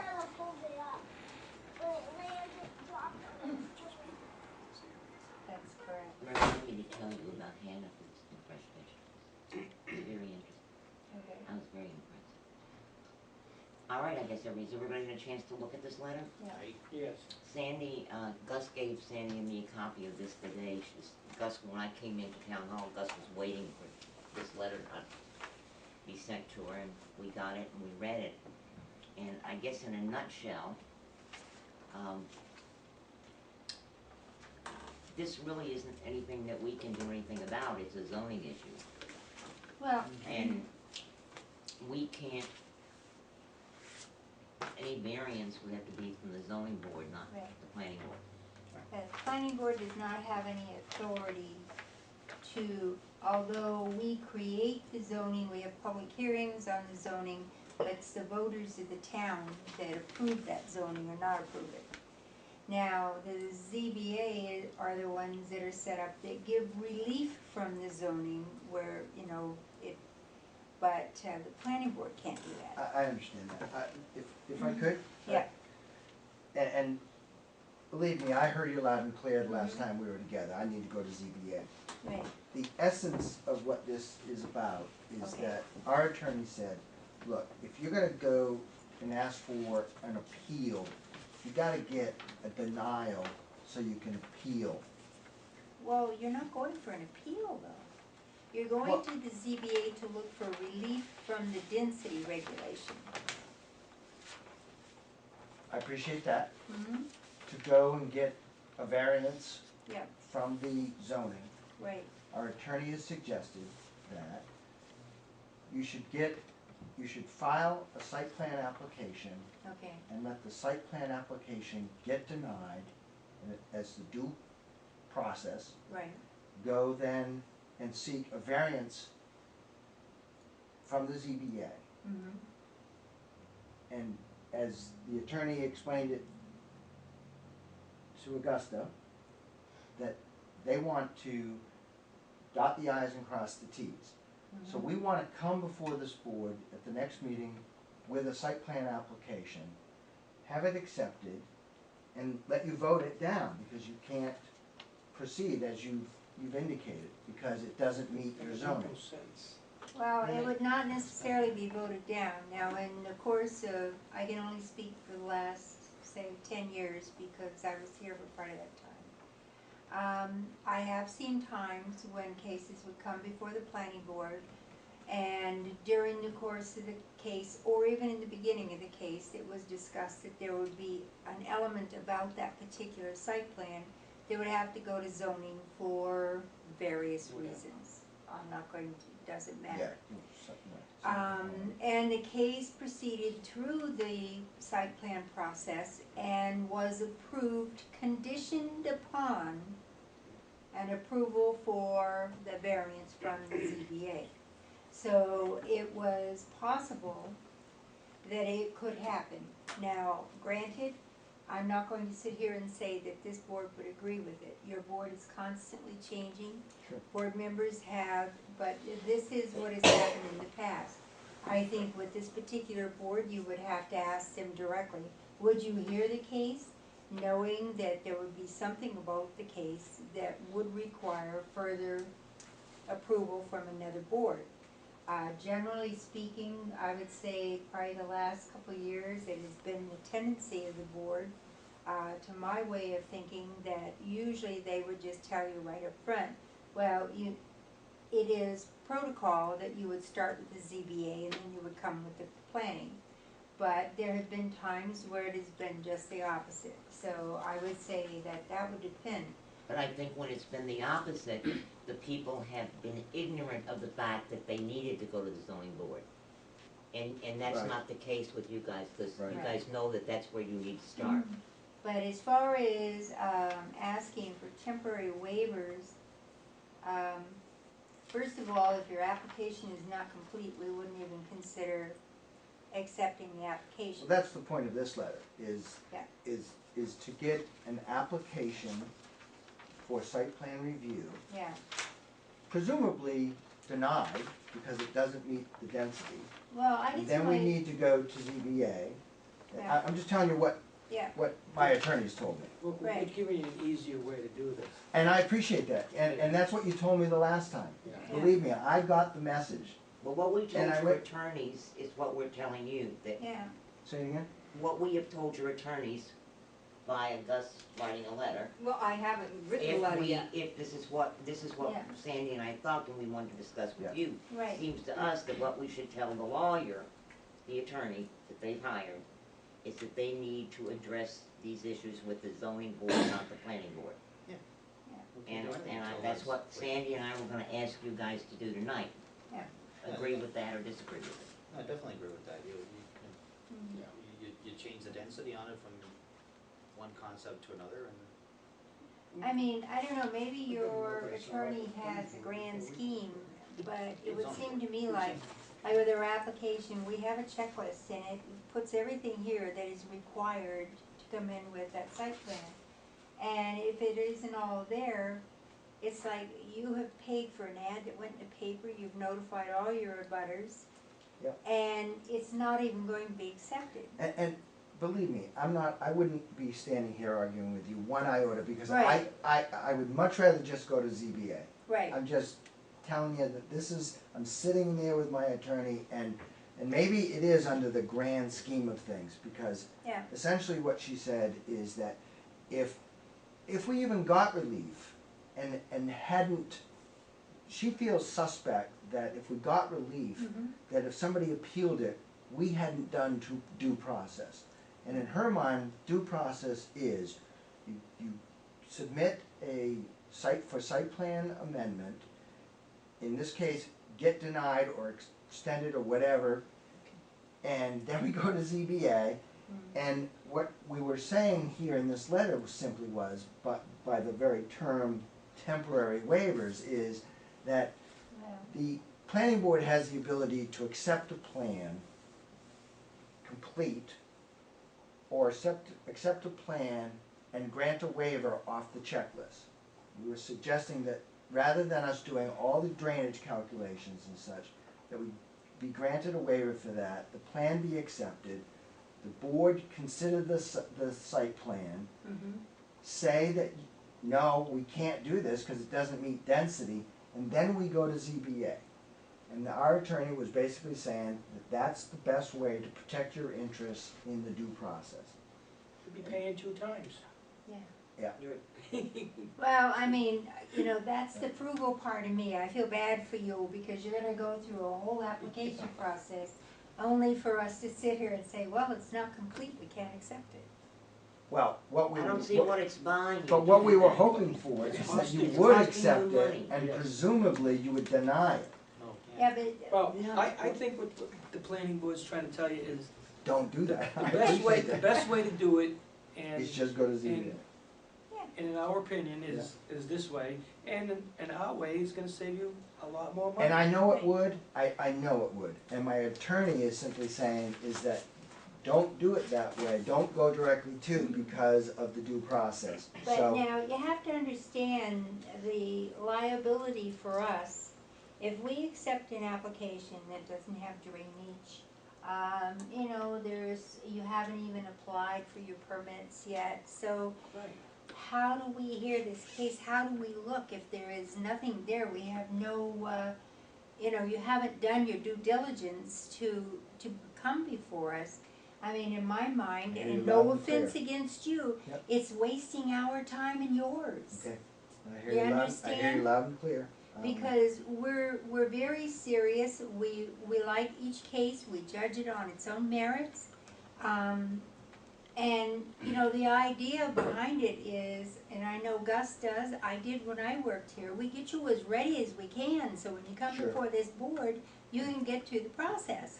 And under normal circumstances, again, if I felt that my attorneys directing us to get before this board before we go to the ZBA, and under normal circumstances, we would just be doing all the calculations and everything, give you a complete plan, and she said, hey, well, let's ask them. Let's ask them, and I've heard your answer, and I appreciate it very much, and believe me, you know, the attorney will listen to the tape, and she'll hear everything that was said here, and, you know, Right. we'll I move mean, on. you know, it's one of those situations, every one of our rules, our site plan, it makes reference to the subdivision as far as the Right, process you're gonna go right. through. But all of these things that we ask for are in an effort for us to understand and be able to see exactly what it is you're doing to prepare that site. And by not bringing in like the drainage calculations, that's a major thing. No, I understand that Yeah. completely, I really do. This was simply, I believe, part of the grand scheme of things, and it wasn't any more than that, and it was to protect, she felt it was to protect our interests in due process, that to go to the ZBA without being denied of something was inappropriate, and, no. but I understand. Yeah. I mean, I've done 100 subdivisions, Yeah. and I know what site plan is. Right. I've been in this game a long time. Oh, yeah. So, you know, I really do understand, and Right. I've sat on planning boards, I've been a planning Right. board member, so I know how it, you know, you have to have a complete package. This was based on the presumption that we would simply go through the process to get denied in order to go to ZBA, Right. which she felt was a protection of our rights. That's the long and short of it, if you wanna Well, call I it the guess, grand scheme. I guess I would say to you, if you're talking something like a landscape plan to where, you know, yeah, we've seen everything else and we can say to you, okay, the only thing you're lacking now is you've got to bring in the landscape Right, plan. I understand. But for something, the major aspects of it, we kind of need it there. How can we hear the plan without it? You know, I mean, I don't know what you have in mind. Maybe the plan that was already done on the property, you won't be altering it that much. I mean, but with this, we don't know yet. Yeah, no, it's essentially the conceptual plan that I showed you, and Right. there's a great deal of it that is done. And, you know, if she insists on me still going through the process, then, you know, we're probably able to have a complete plan in January as opposed to November. Right. And that was the only thing about this, is that it gave us 2 months jump on it, but Okay, I well, understand. I mean, I'd like to help you out, but we have to, you know, we have rules too, and No, I understand, I know you do have rules, Yeah. but, you know, like you say, it was being considered as a temporary waiver. We would obviously always have to, in order for us to eventually get site plan approval, we know we were going to do that. We simply wanted to go through what she was saying was the proper due process. Before this planning board, a denial to then go to ZBA. well, And you're saying, again, don't bother, just go. And I Right. hear you. yeah. So, I'm, You know, if you start there, first of all, if you start with the obstacle, I mean, this is, when I call it an obstacle, what I'm meaning by that is, we as the Well, planning board can't help you it out resolves the there. density thing. You could Yes. never resolve the density for Right. me, no matter how good my drainage Right. calculations are. That's right. I understand that. But really, if you bring me a plan that has no drainage calculations, you haven't applied for any permits you might need, Mhm. you've got my hands tied, because now I don't have anything to sit here and go over and say, well, I like what you did here, or why did you take that wall around that way? Aren't you gonna Sure. impede the water, whatever it might be, but. Yeah. So it kinda ties our hands because we're looking at an incomplete thing here. Sure. understand. So, Yep. you know, other than, well, nice houses and, you know. Yeah. So, you know, it would be very frustrating. You know, and Okay. we wanna give you your money's worth, but I don't see how we can that way, All right, okay? thank you very So, much. Thank you. What's anyway, that? we do look forward to seeing you, hopefully with a completed application. But I mean, we can't tell you what you have to do, but, you know, this is the history of this board. No, I think this message will resound Okay. there. I mean, I know case law, and Yeah, I've certainly seen situations where people have gone to get a variance, mhm, and there are plenty of due diligence, and well, I should say there's plenty of due process considerations where variances were not upheld because they hadn't done due process. And Okay, that's what the yeah. protection attempt here was. oh, And so, I hear it loud and clear, and yeah, it's on the record 1,000 Yeah, times, yeah. and Yeah, so and I we'll just- suspected that's what was the grand scheme of things, but Yeah. Oh, that's and not, that's all it was. that's Right. not the You way know, we operate, so. No. Yeah, and believe me, when I went, you know, when I was here after two months ago, and I went and said, oh, this is what we should do, is go to Yeah. ZBA. And she said, well, no, I don't really think we should. I think we really should cover the bases and blah, blah, blah, blah. I was sitting in the office when she called Gus and said, you know, hey, can we make this request and have this discussion? We've had it, and mhm. so all I can do is Yeah, be well, the messenger. you've sat in our seat before, so I mean, Oh, I you do. can appreciate. And I've how been you- in towns where I couldn't go to the ZBA Right, until I was denied oh, a planning board. you're right, So I I've know, sat in those towns. Yes, And it was I- very frustrating because yes, it costs a lot of money right, to get denied in order to have your, yeah, and you'd be pulling, you'd really be pulling your hair out and saying, boy, if I could just go to ZBA first, yeah, instead of having to do that drainage calculation by civil engineer, and you wouldn't have a day in court right, in the ZBA until you had done that. right.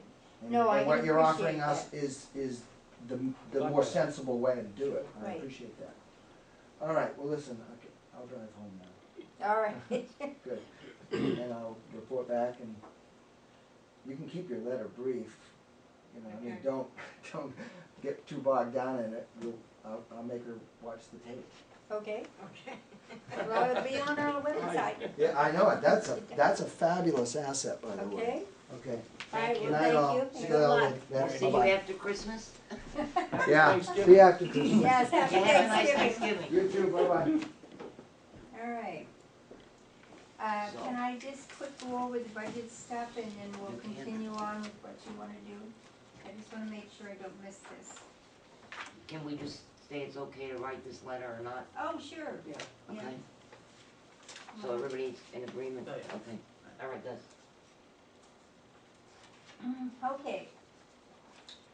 You remember last month when we met, I explained to you what had happened with the impact fees, that the fire department turned out to be an illegal thing because none of the buildings are municipal. It's its own entity, and, well, we can't ask our taxpayers to collect for anything outside of the municipality. So then we elected to have, Lakes Region Planning do highways instead, roadways. So this has come back now, this is for our budgeting process. I'll just read this to you. This is, Joyce wrote this up to in kind of a chronological order so that we'll understand what's going on and what we have to do. All right, at the next meeting, which is this one, the board will need to do the following and make some decisions. 2011, the board will need to authorize the final payment on the PD impact fees as soon as we've accepted it, which we did vote last month we do. That I would like to have paid before 12/31/11. So we need to authorize so that the town can pay their bill on the PD part of the impact fees. 2011, does the planning board want to enter into a contract with LRPC to complete the highway impact fee study in the amount of $5,577? This is part of the overall contract that we have? If yes, do they want to encumber the unexpended funds from the 2011 budget in the amount of $5,874 to be spent in 2012? It's what we do at the end of the year when we know we have an expense that was created in this year, but it's not going to happen until the following year. We encumber the money because that's already been approved in the budget.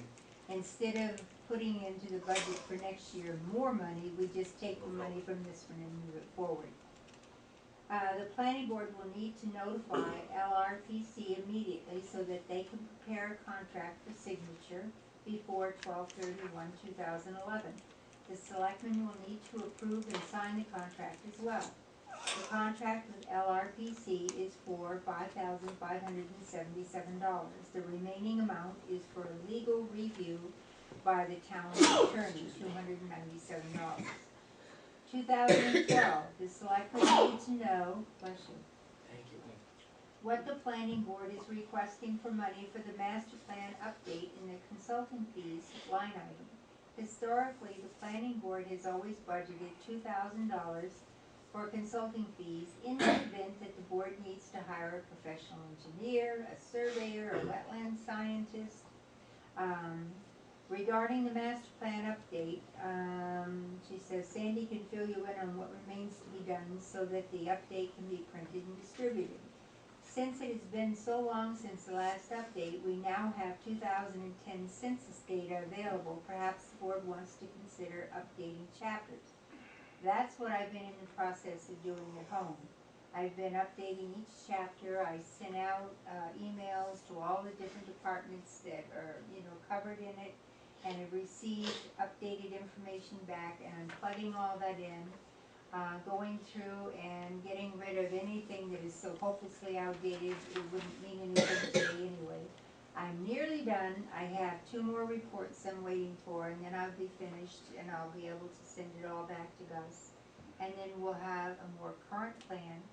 And then, yes, then we would have our public hearing, go over it, and after the public hearing, then we can vote to adopt it. And once we've voted to adopt it, we sign it, and then it's time to get it published.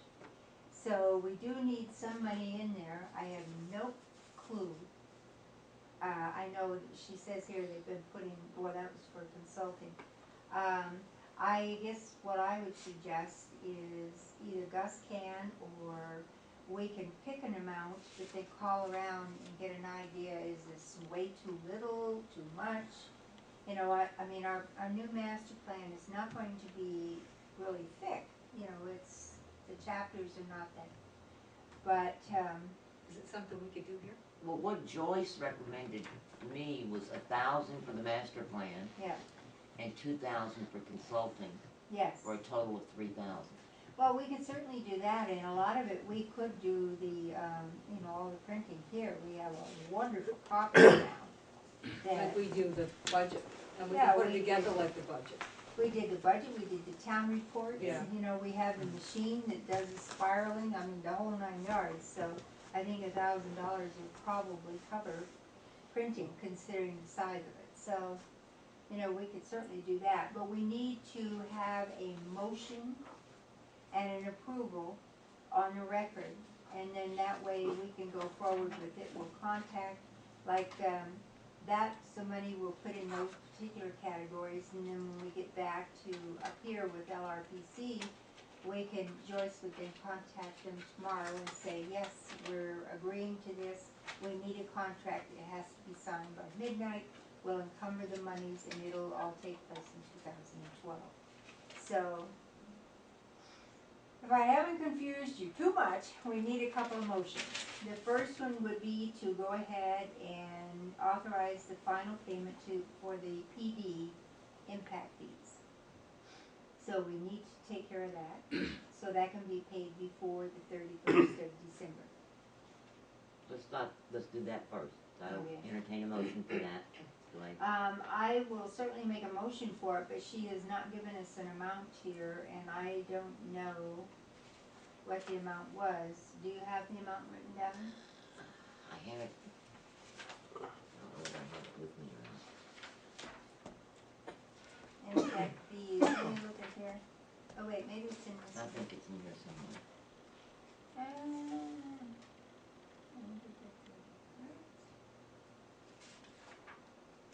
How much is it going to be to close out the original impact fee contract? Is that it? No, that's,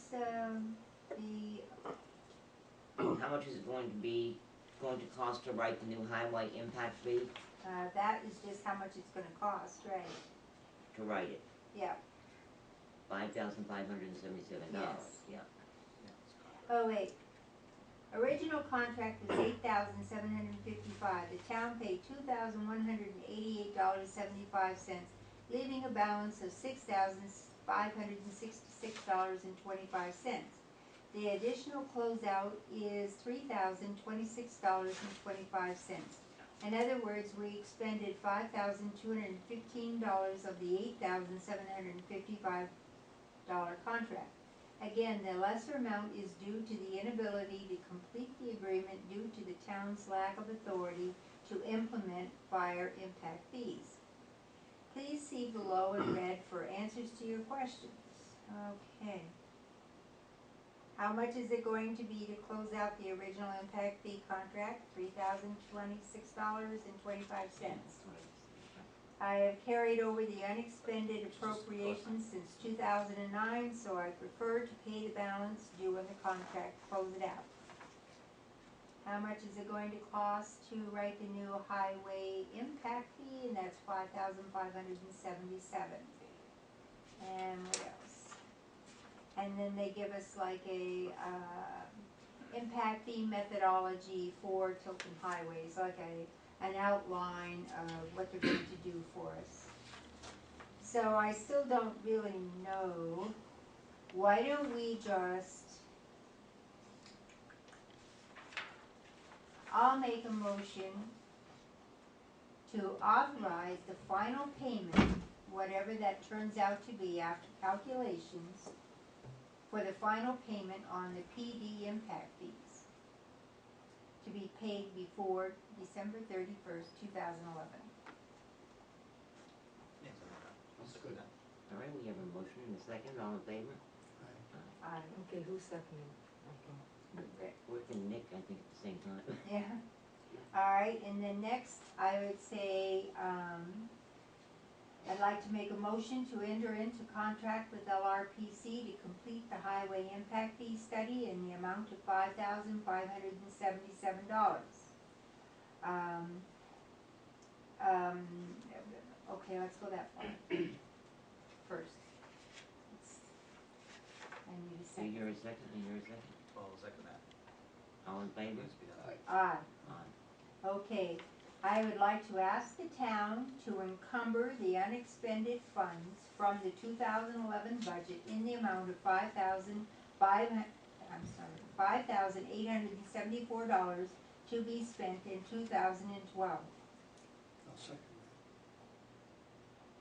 All in favor? Aye. that. Aye.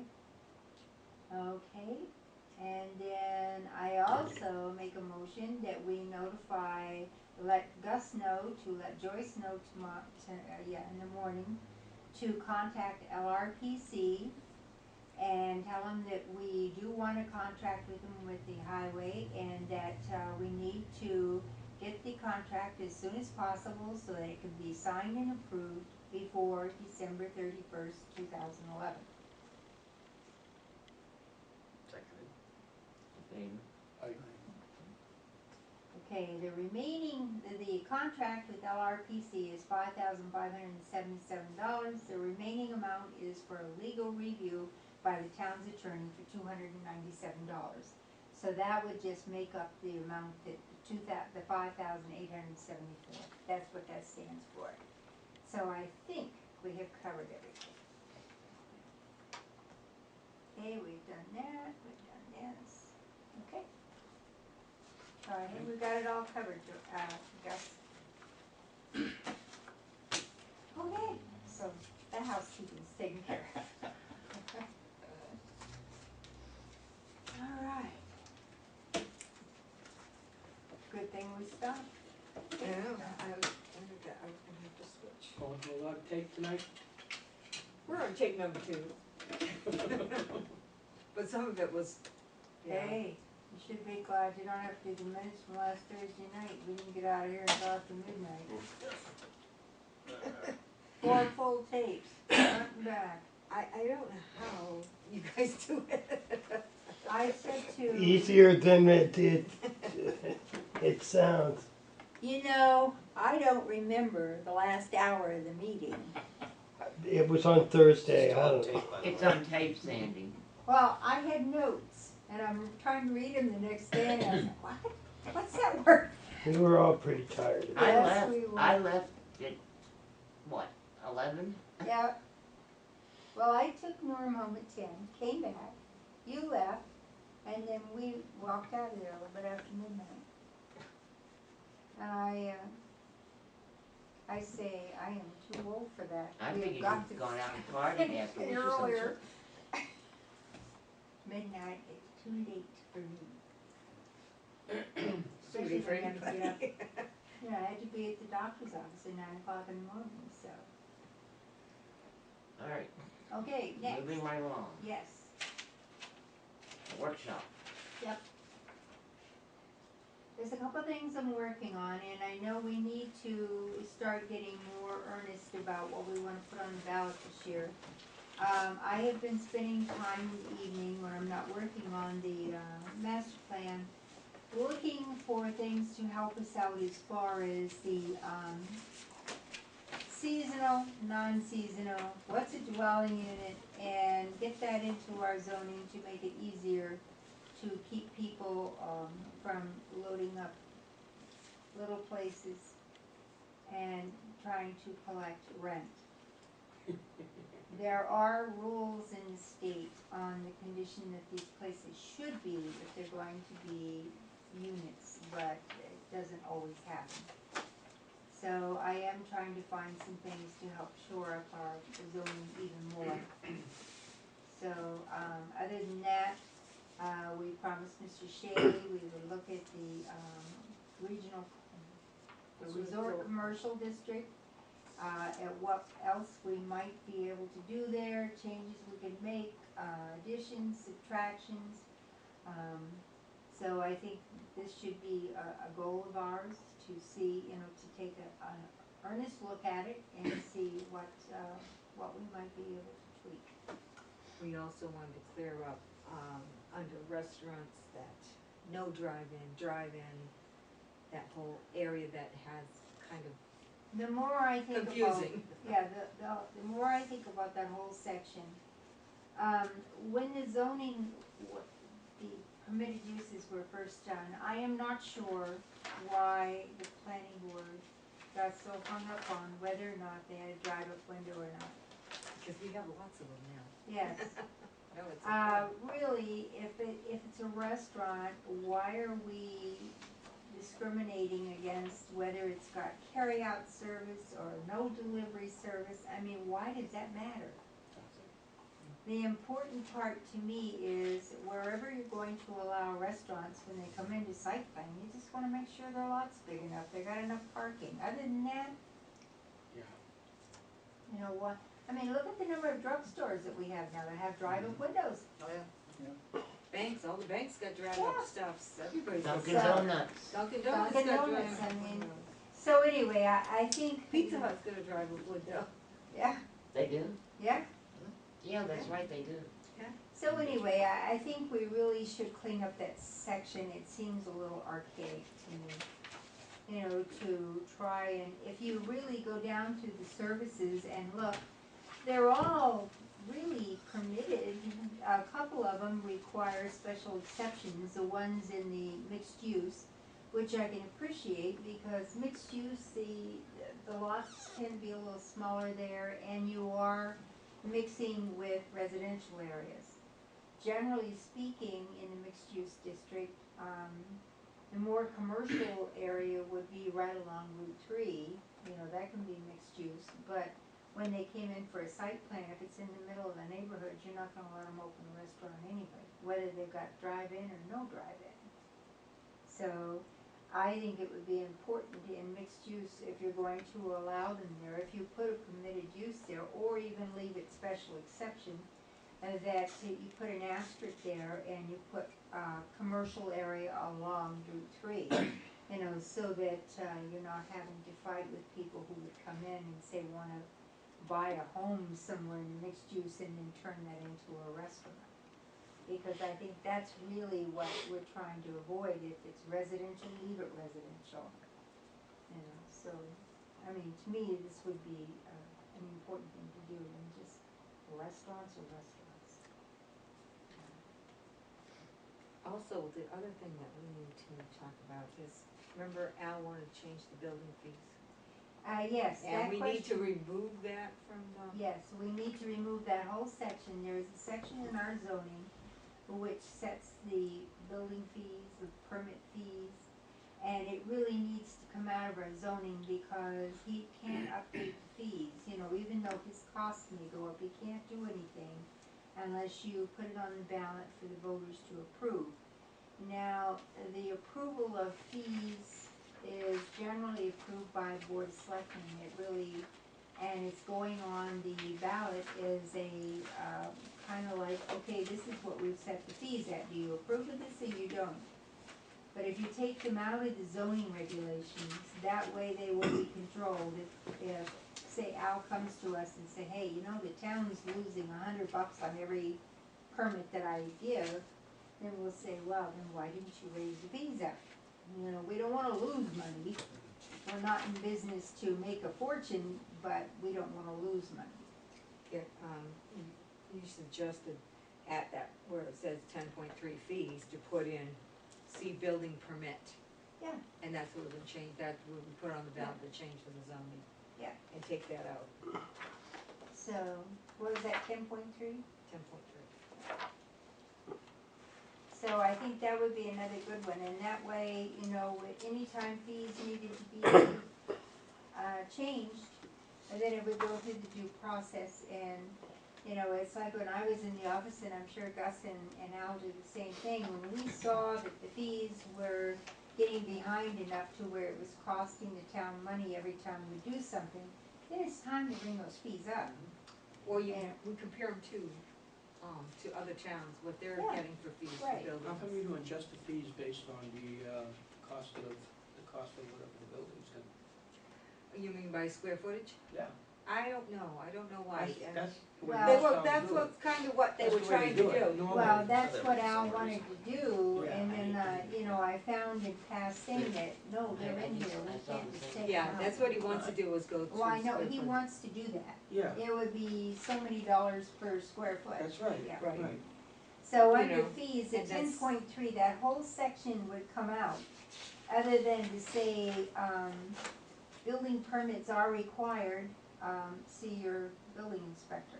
Or see building permit for fees Or or see something like. building permit for fees, whatever, but to pull that whole section out. Right. Because first of all, these numbers have been in here a long time and they're kinda antiquated. I don't know if I was permitted to talk. Sure. It was just, oh, I'm sorry. It's a No, you workshop. can talk. No, you can talk too. Oh, I didn't know if it was, it wasn't open to the floor, so I didn't. No, but this is Okay. the workshop part. This is the workshop part. Yeah. Typically, what I've seen is Mhm. they basically do by thousands, Right, right? And the fee is predicated on how much the project is, that's Right. typically what it is. so, but anyway, that whole section there, that 10.3, 3.1, 3.2, and 3.3 would all be removed. And we could write up a new little paragraph, to put in there, to say, Right. see building. Makes it a lot easier. Right. We, went through all of everything on your suggestion list here. Okay, So everything's been motioned and it's all gonna be part of the minutes, so, excellent, okay? excellent. And Gus can talk to you about it tomorrow. All right, so Good night. don't stay too late, folks. Hi, We Jerry. won't. How Hi. you doing? All right, so, and what else do we have, Gus? That was about, we did have the substantial Yes, development, I do have a definition for that. yeah, it's, I have it right here, I believe this is the one you gave me earlier. This Yeah. one, Yep, that's the one. you know. To add substantial, what's happening is when you approve a site plan, that site plan is good for X amount of time. Yours is outdated, by the way. Which one? You're for the Clarion Hotel. Oh, yeah, so ain't my pocketbook. Yeah. So anyway, but that's generally good for 4 years, primarily because the board never thinks to define what they wanna see for substantial development within, say, a year. Generally, site plan approvals are protected from zoning changes for 4 years if you have not outlined what substantial development is. If you make it conditioned upon, within 1 year, we say, wanna see the infrastructure in, utilities and road work. But then at the end of the year, if the project is sitting there and they haven't even broken ground, then you can bring them back. But if you haven't stated what substantial, is, nothing you can do. Right. And what happens sometimes is maybe what you approve today, say 2 years down the line, 3 years down the line, you wouldn't even permit it to be there. But they're still protected for 1 more year. They could come in and put it in. And the only way you would see them again is if they wanted to amend that plan. And then of course you got them, but if they're gonna build it just the way it was approved. They got 4 years to do it. So anyway, so I did find a definition I thought was pretty good. It would be in our zoning, so it would be recognized, that, oh no, it says right here, if you haven't done this, and then, so if we forget to make it a condition, it would still be part of our zoning. And you need to have it identified in your zoning, because if you go to court over something, it could even be part of that, but this way, if you go to court, the court could say, oh yes, they've already outlined what substantial is, so. So anyway, so we have that in there to consider, to put into the zoning, just to add to our zoning. That's a bit of protection, we should do that. All right, why don't we go through our charter committee and get some ideas on the resort commercial. Does everybody have them, or do you want me to make a bunch of copies? Doesn't everybody have their, I left mine at the house, that's all right. Could I comment on some of the overviews that I have, after reading that, just to bring it? I think some of my I wanted to give a little bit more of a presentation also, so everybody to know that what my thought process, my overview has been. I mean, I've been here, better than 20 years with the golf course. When they changed the ordinance, it didn't, I was there before, the property across the street was there before. And they changed it and, whatever, I lived with it. And of course, everybody knows I tried to develop something there that, didn't happen because of municipal water and different things. Right. But the most important thing I want everybody to know is, over my time of watching the zoning change to what we've done, is that I don't think I can look at one thing that has been developed in the RC section from one end of Tilton to the other.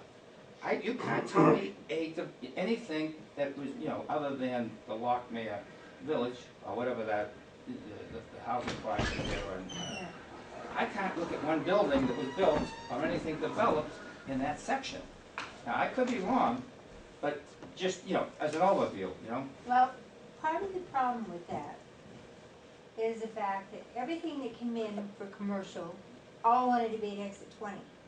Nobody wanted to be going towards the No, I common. realize that. They wanted in that exit 20 Well, I disagree with that somewhat, only, no, I disagree only that I had opportunities over the past, and I don't know if it's gonna happen now. Many auto dealers came to us for the property across the street to develop, and of course it wasn't authorized. Right. So I'm not trying to talk, what I'm basically trying to talk about is the RC section is different than exit 20. The RC section is restricted and handcuffed, and what I've seen over the, 98 when the ordinance was changed roughly? I don't remember the exact, 99. 99. I have not seen one building develop, I haven't seen anything, so it's been a little bit restrictive. Now, Well, you're right, but it was set up that the land all along there was set up and designed and put into categories that best suited summer fair, people coming up for vacations, the kind of businesses that they would want to see along the routes as they were going to their camps, coming up to go skiing. I mean, this was the idea behind that district. I understand that. I just find that it's restricted it too much. And I don't disagree with what the premise was then. I really don't. Because I never even raised a voice. I never said anything. You changed my zoning. Well, you fit right in. You're sitting there with a golf Yeah, course. I didn't, you know, I was hoping there's something, but as I overviewed it on and on and on, and some of the recommendations that I have, and I'd like to, you know, voice them if I can, is that you can't have a hospital. Why can't you have a hospital? I mean, there's something wrong with a hospital, or a medical center. Why can't you have a storage facility? Why can't you have a car wash? That's in the general sense of those others. Right. You get into the automotive side is bizarre, in my mind. You're Totally absolutely bizarre. right, it is. You can have a gas station that can have 40,000 gallons of gasoline, but you can't have a used car lot. Right. A used car, now you tell me, is a used car dealership or a new car dealership any different than Shaw's that parks 500 cars? That if every car there has 20 gallons of gasoline in it, is any different than 100 cars sitting in a used car dealership? I don't think so. They allow RVs, they allow RV motor sales, RVs, which motorized, gasoline and so forth, but you can't have cars. That goes So- along with the vacation thing. Yeah, and all I'm trying to get across is, and I don't know what the board's gonna do, but I really am trying to really stress to the board that this property is going to stay this way unless something is done. Right. You're gonna have fluffies there that's gonna rot away. You're gonna have the little place down the street. You're gonna have Central Tractor, well, actually Central Tractor's out of the RC sector. You're gonna see these type of things happening there. It's just gonna deteriorate. And the biggest thing is that the businesses that are kind of what I call probably still potentially to go along that strip are not the ones that can spend, say, 400,000 for something, 300,000. Someone that can, you know, do this. You're not going to see that. So those are my suggestions, and I want to say that it wasn't unaccepted last year. I mean, I went out and in a 2-week period of time, and you know, through different people that helped me, we had 71 signatures of the town people that said yes, that, you know, we need to do something there. So The only thing that screwed you up last year is you were given wrong advice Well, as far as when they were I was, doing. and I never said a word about that. I accept, you know, they told me the deadline was such a date, I met the deadline, then they tell me I'm a month behind, but, Right. you know, I ain't it. My big concern here tonight is, and I'll accept what the board does, I'm just emphasizing the things that I think that should be, you know, addressed, you know? Right. Is that my deadline for putting another petition is December 14th, right? Yes. Right. What is the deadline for the town to put it in? The same time? No, Okay. that's for a petition. Excuse me? You're putting in a petition. Right, that's what I meant. We have, the only deadline we have is we have to have a public hearing by whatever the date is Yeah, on what our Jane's got proposed I got zoning it right changes are going to be. You understand, so what I'm suggesting here is that you know, I don't know what to do. And I'm definitely a town person. Everybody knows, you know, my, Can I ask you something? what? What Yeah, would we you have- add to it as far as zoning to, that you think might be able, that Well, you you use your have to, property? some of the things that, I mean, we can stretch it a little bit, but the main thing that everybody has to take in consideration is there's a certain segment, especially my section going through there. No town water. The hotel kicked me out. I spent money and the hotel would not accept it because of the fact they don't want well water. Right. Big franchises found it. I had a restaurant. They will not go in unless there's municipal water. They don't want the liabilities to have their own water. It's a big item. The things that I would add, I started what I said is, listen, a medical center. I feel that someplace along the strip in through there, you got the hospital in Franklin, Right. you have Lakes Region General Hospital, and there's nothing in between. I'm just wondering if something along that strip wouldn't be valuable to to some sort of a, and especially where the healthcare system is changing, maybe you might have a little medical center there. You can But- have a little walk-in emergency care. you know. Exactly. But the problem is, there's no water. Well, that's a different ball game. What I'm trying to do is water that much of an issue when will they bring water in? If there was long-range plans over, many, many years, maybe you could get water, from where it is up there. The thing that I'm trying to say is, even if you can't get it now, at least it offers the opportunity for maybe some of these people to long-range plan to do stuff like this. I'm not looking at next day, tomorrow or next day. Right. Storage facilities, I mean, there's no impact hardly with those, I mean, I don't know what you feel about them. Well, they seem to be booming for a while, but now they seem to have Well- petered out, it just, I think the thing that I'm trying to stress is, Mhm. the whole picture here is what you have there right now, and as I review it, I can have a marina, I get no water, along that whole strip. I can have an airport. You start looking at some of the stuff that's allowed in that section, right. all right? A daycare center, who's gonna put a daycare center on the middle of Route 3 going from one end of Tilton to the other? So, all I'm suggesting is this, open it up more, allow more, and let's see what happens. I mean, that's my view. Dealerships, car dealerships, hey, maybe someone might go in there and build a car dealership or a used car lot, right, on some of this property. And maybe 15 years from now, if the water comes, something else may happen. Yeah. But what we've done right now is it's so handcuffed. I mean, you can't believe over the years, the phone calls, and what's the zoning, can I put this, no, and hang up the phone, gone, bye. And I consider the last item that I really want to stress, and I don't know how legal it is, and I suggested this to the board before. I, as an owner, don't have a problem if we were developing across the street. I would give up 12 feet of my frontage. Right. I suggest that we make anybody that comes along on Route 3 that wants to develop something to give up 12 feet of easement to the town that they can assign to the state, and maybe in 10, 12 years from now, if you can acquire enough of these, where the state doesn't have to come in by eminent domain and take every one of these one by one, Right. we might get a road improvement. Right. So, that's my spiel. No, it's a good idea. However, someday Route 3 might be 4-lane.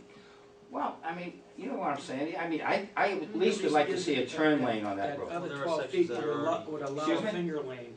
Mm-hmm. Well, So there are if you can sections make of any Route 3 that are already turns. default.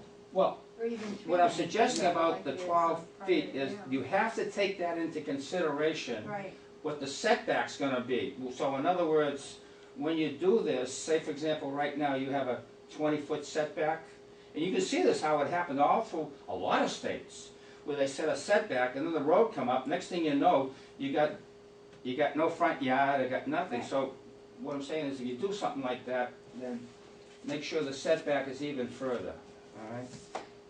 Well, you could do something like that too. I've often, in my mind, it would be wonderful if during sections of Route 3, if you had service roads, you'd pull off onto a service road and Right. go along and you could access whatever's there. Instead of stopping and going traffic on Route 3, Route 3 would stay a steady stream. You would have your pull-offs for these service areas.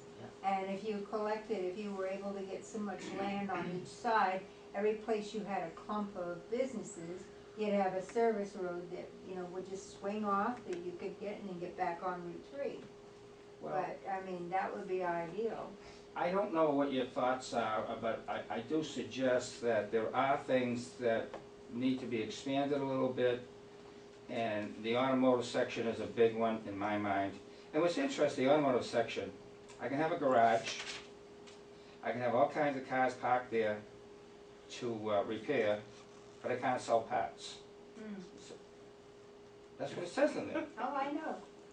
Yes. You know. It needs to be fixed a little bit. Yes, it does. Oh, please. Now you know why I get no hair. But anyway, thank you. I hope you know. Do you think it would be, I think that I really want to walk out of here with a little bit more, what I think I'm trying to say. I'm wondering where the board's gonna go with this, to the point where, do I still put my warrant in? I have the signatures and. Your petition, you mean? Huh? Your petition. Petition, whatever. I think you should. Do I put that in there, or is the town really, really interested in doing something? I'm trying to get a board's consensus of this, and I don't wanna go against anybody, but I'm trying to at least do something before, my grandkids have to worry about the property. I think you've kind of opened our eyes a little bit. Yeah. We'll certainly look at it, and we'll keep you informed. Gus can send you an email. We're not meeting. Can I ask one more question? Yeah. Just to clarify. If I did put a petition in, right? Yeah. If I did, Right. and the board came forward and expanded it, I could withdraw my petition, can I? Interesting question. I don't wanna be, I don't I wanna, would say no. huh? I would say no. Really? Once a petition has been accepted and been verified by the town clerk, Really? I don't think you can withdraw it. Okay. But also know, and I mean, this has always come up in the past, just because you do a petition does not mean you're going to piss off people. That's exactly I right. know a lot of people think this, but it is not, what happens is sometimes there's people out there who really do come up with some really brilliant ideas about things. And they'll put together a petition and bring it in. And in January, I think it is, we have a public hearing just on the petitions Well, then that come in. maybe, yeah, okay. So Like if I this said, is something you believe in, go forward with it. Do it. well, the last time this happened, you remember how I approached it, Sandy? Yeah. What happened is the board was gonna do it, they were gonna act, and then they didn't act, something Right. happened, and I said, geez, I'm gonna, when can I put mine in? And I came to you and I said, I'm gonna put this in, I'm trying to get something going, Right, on a piece of property that I've owned since, Right. I don't know how long. but do your petition. Don't wait for us. I mean, I'm not gonna say that we wouldn't consider it. We'll talk about it and we'll come up with our own ideas. But if you do the petition, you know that it's gonna be on the ballot. Okay, yeah. You understand, And we're not gonna be mad at you. No, we won't be We're not mad gonna at you. badmouth you. We're not gonna go out and tell people that, Why, you gonna change? Tell We're gonna everybody, change the people out there? don't go on your golf course, how about that? Yeah, they talk about me at the golf course and make it too hard. But no, that's what I would I say to just- you. yeah. If you feel strongly about it, just do it. Well, just trying to get something I accomplished. know, but that's all. I'm just saying, this is something. Everybody's been important. great, I don't have a problem with that, just, anyway. Okay, I'll be Okay? quiet now. Joe, do you have anything to say? You've I been hate sitting. car lots. We've got car lots on the brook, we've got car lots dotting Route 3 all up and down. And just to talk about another car lot makes my, just clench up. What do you Especially on the hill over the top of the lake that I live on. We sit in a watershed district that someday we're gonna pay. And if you don't think, you wanna know why you can't sell auto parts, go to VIP and look at their parking lot. There's a dark stain here and a dark stain there. Every car that's breaking down pulls into their parking lot and the liquids just let go. And it goes purposely into a drain that drains into the river. Well, by all rights. That's why. Well, but I guess my argument is that same vehicle could be parked at Shaw's. Yeah. And I clench just as badly. But at I the think same we've got time- issues. Hey, I the do only say- thing, we got alternative fuels, alternative this, alternative that. We've only got one water. You've only got one water, there's nothing that you can substitute for it, and we sit over top of a giant natural resource that we There is no continue to question. pollute. You asked my opinion, and now you want me to shut up? Yes, I do. I was So you just won't going to piss us say, off, but you might piss him No, off. no, you know what? I wholeheartedly think that you should have an opportunity to develop that land. Certainly. All I said was car lot. It's not that Well, I Yeah, but we don't don't need a object. lecture on it. No, I but will the say this thing though. of it is, I will say this, and really, one of the things that really is lost in some of this, I have a big building back in Mass.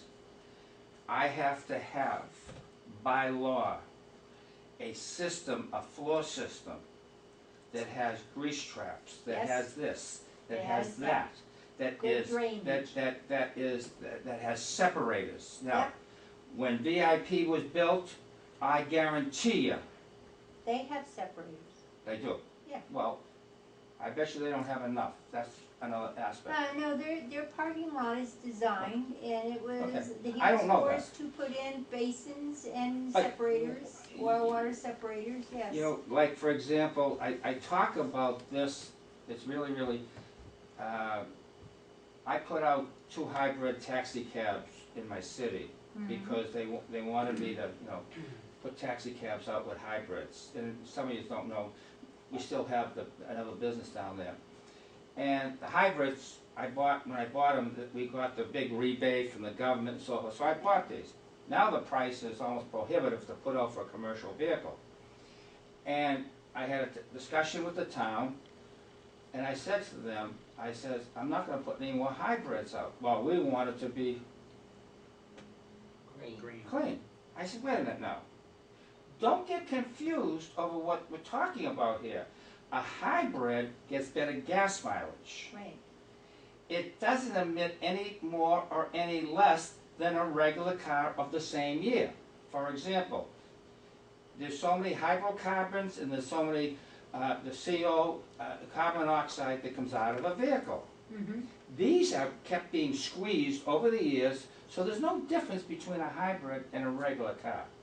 And technology is what I'm trying to say is today is really super sophisticated as far as grease separators and stuff like that. But that's part of the planning board, making sure that these things are done. Right, in the site plan process, like if, whatever comes in, it doesn't matter whether it's a grocery store or anything else. The parking lot has got its own drainage system Exactly. underneath the parking lot. And the reason it's there is for that guy that stops and all of his fluids just dump out on the pavement. Yeah. You know, and, I mean, these are things that we as a board can do to help make sure that pollution doesn't Exactly. out of control.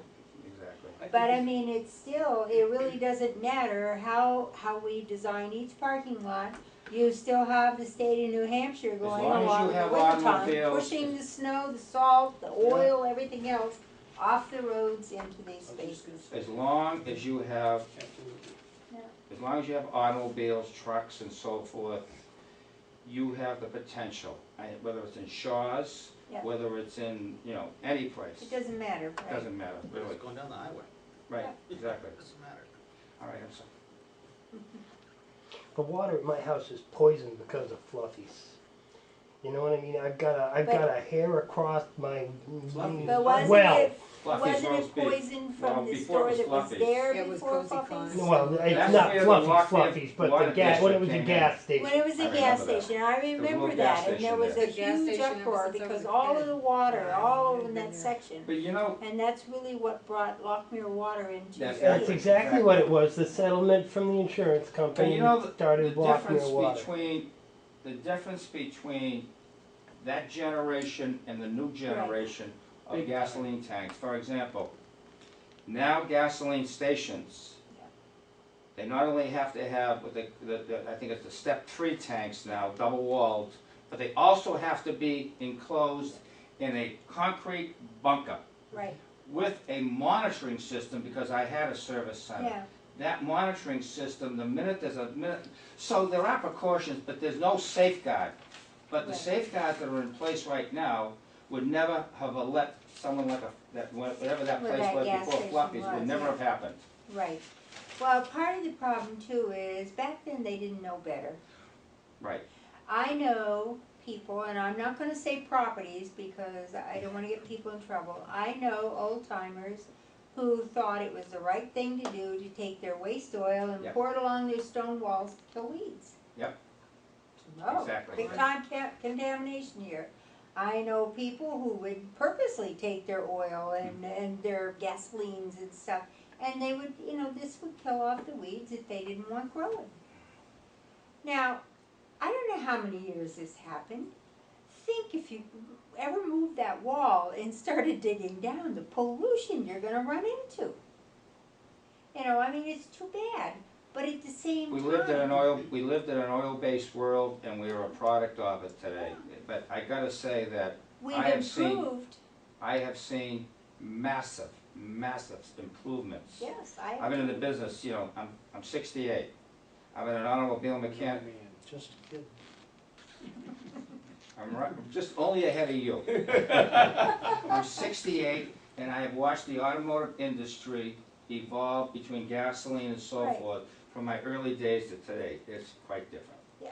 Quite different. No, I they bet you don't, everybody wants to go home, unless you're almost they there. don't do half the things that they used to do, and they didn't think anything of them, because they didn't know better. Yeah, exactly. And The today we dealerships know since I was better, 12 and years we're old. making For great example, strides to improve it. I'll give you an example, like They restaurants. did, right? People don't realize it. They did. My restaurant, we reprocess, we reprocess the oil into a container that they come and pick up, Mm-hmm. that they use for all over again. There's avenues for this type of stuff now. that We have waste oil burners in the dealership, Yeah.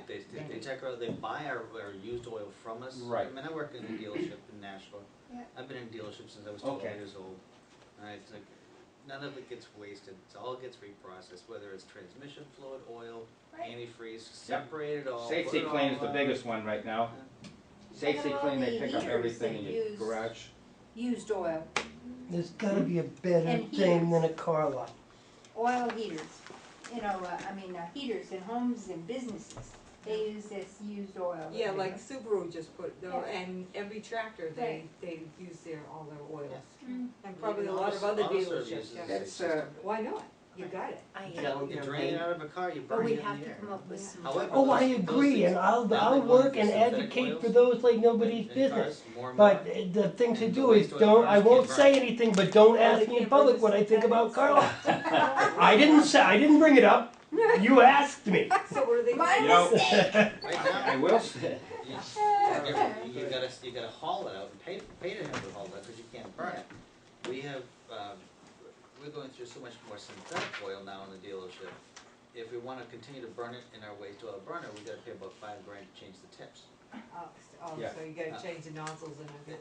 Yeah, yeah, it's expensive to do that, so. well, And we can't separate the regular conventional oil to the synthetic oil, cause we've only got one 500-gallon waste tank. So all we can do is pay it, are you with Benson by any chance? I'm a Benson, but I'm not Yeah. related to the Benson. No, the reason why, well, I know Jack for years. I knew the father, Earl. I played golf with him for years. He's had a waste oil tank in there for 40 years, I think, Mm. for doing the heat in that place. Yeah, yeah. All the It's motorway. been around since, forever. All right, so you go forward with your petition, we will take an earnest look at the Yes. zone. Yeah, I appreciate that. And see what else we can put in there that would be compatible. Yeah. And that might move forward even without water.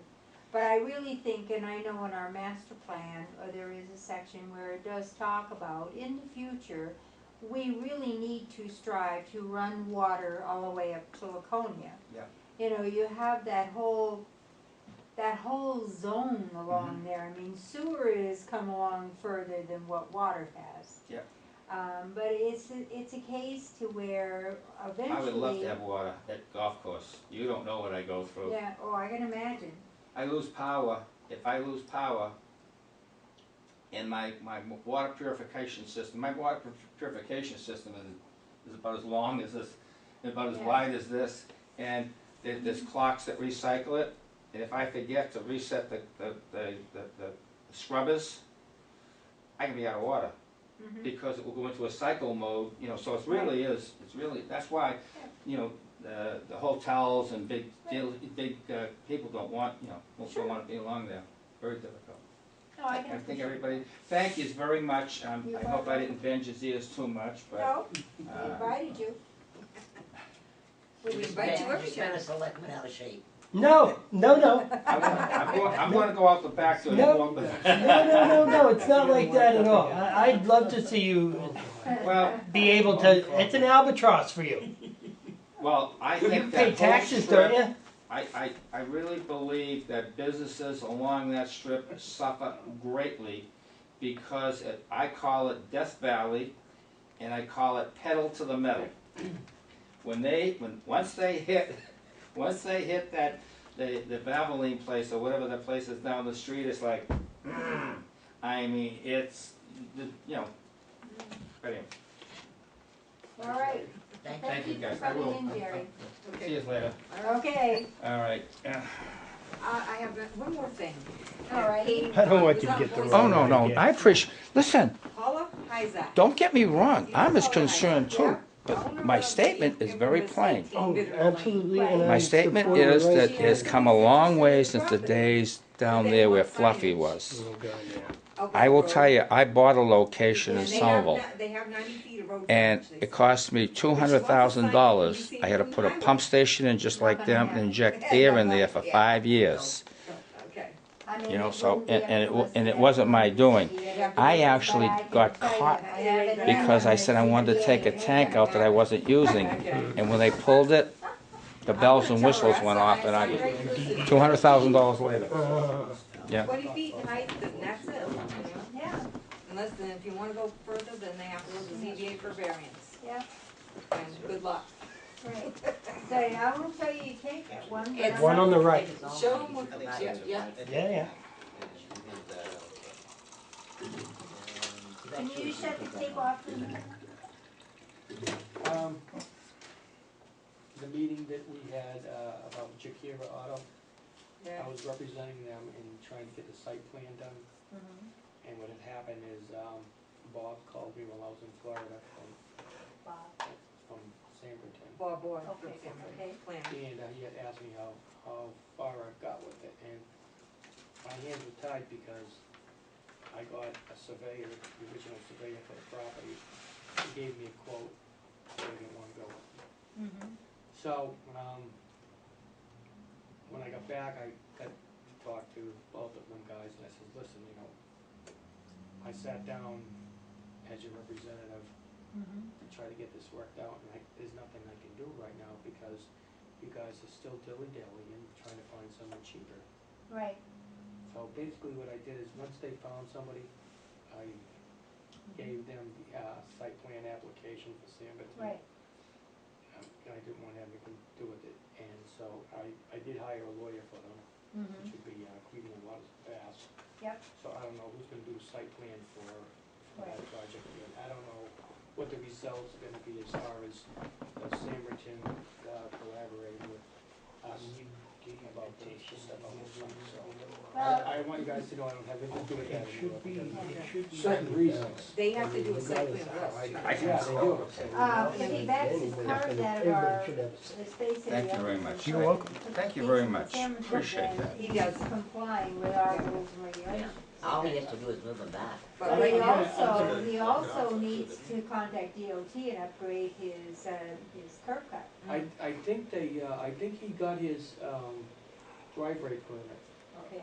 think I that's- haven't seen anything. You haven't? We haven't I have seen not anything. seen, Well, I haven't not seen the application, usually I see the application first. Right. Yeah, And then, and now I'm supposed to, once I see the application, I'm supposed to give it to the selectmen yeah. and to Dennis at Highway, and we're supposed to go over it, and if we have any comments, issues, heartburn on it, we should Yeah. notify DOT right away if the, you know, the boards have, you know, has any qualms with what they're trying to do. Because, All we What I got- really got was, we got a letter from Bolt, who's the attorney for Sanverton, because we were gonna use him too, right, Yeah. saying it wasn't, he didn't wanna represent us. So we said, Right. we don't need a lawyer, so why, you Right. know, all we Right. can We tell them have to move their so cars back, little, and that's we it. have so little My- property. Yeah. my problem with this project is it's not gonna have a good outcome, because of some of the stuff that I know that has happened over the years from the time, Caravona owned it. And Right. they just obliterated the Yeah, impervious material. There is no more impervious material. right. So I mean, And Sanford only allows, what, 30%? and You mean My- no more my take is- pervious? excuse me? You mean no more pervious? Yeah, Everything's Pervious impervious material. right Yeah, there. it's It's all all impervious now, it's all and, covered. and I basically told them, ignorance is no excuse. Right, And at that point, yeah, that's it. okay. So, Okay. All right, well, I think I'd like to make a motion to adjourn. I think I'm gonna second it. It's only 9 o'clock. Can Well, I have a second? All right, I don't know, I think that's all you get back, but I'm not sure at this point. What did we say, December 13th? I got December scared. 13th is in I got So you scared. adjourned? They're adjourned. yeah, we need to. You have candy for me, Joe? When you wanna- Upstairs. I'm too tired to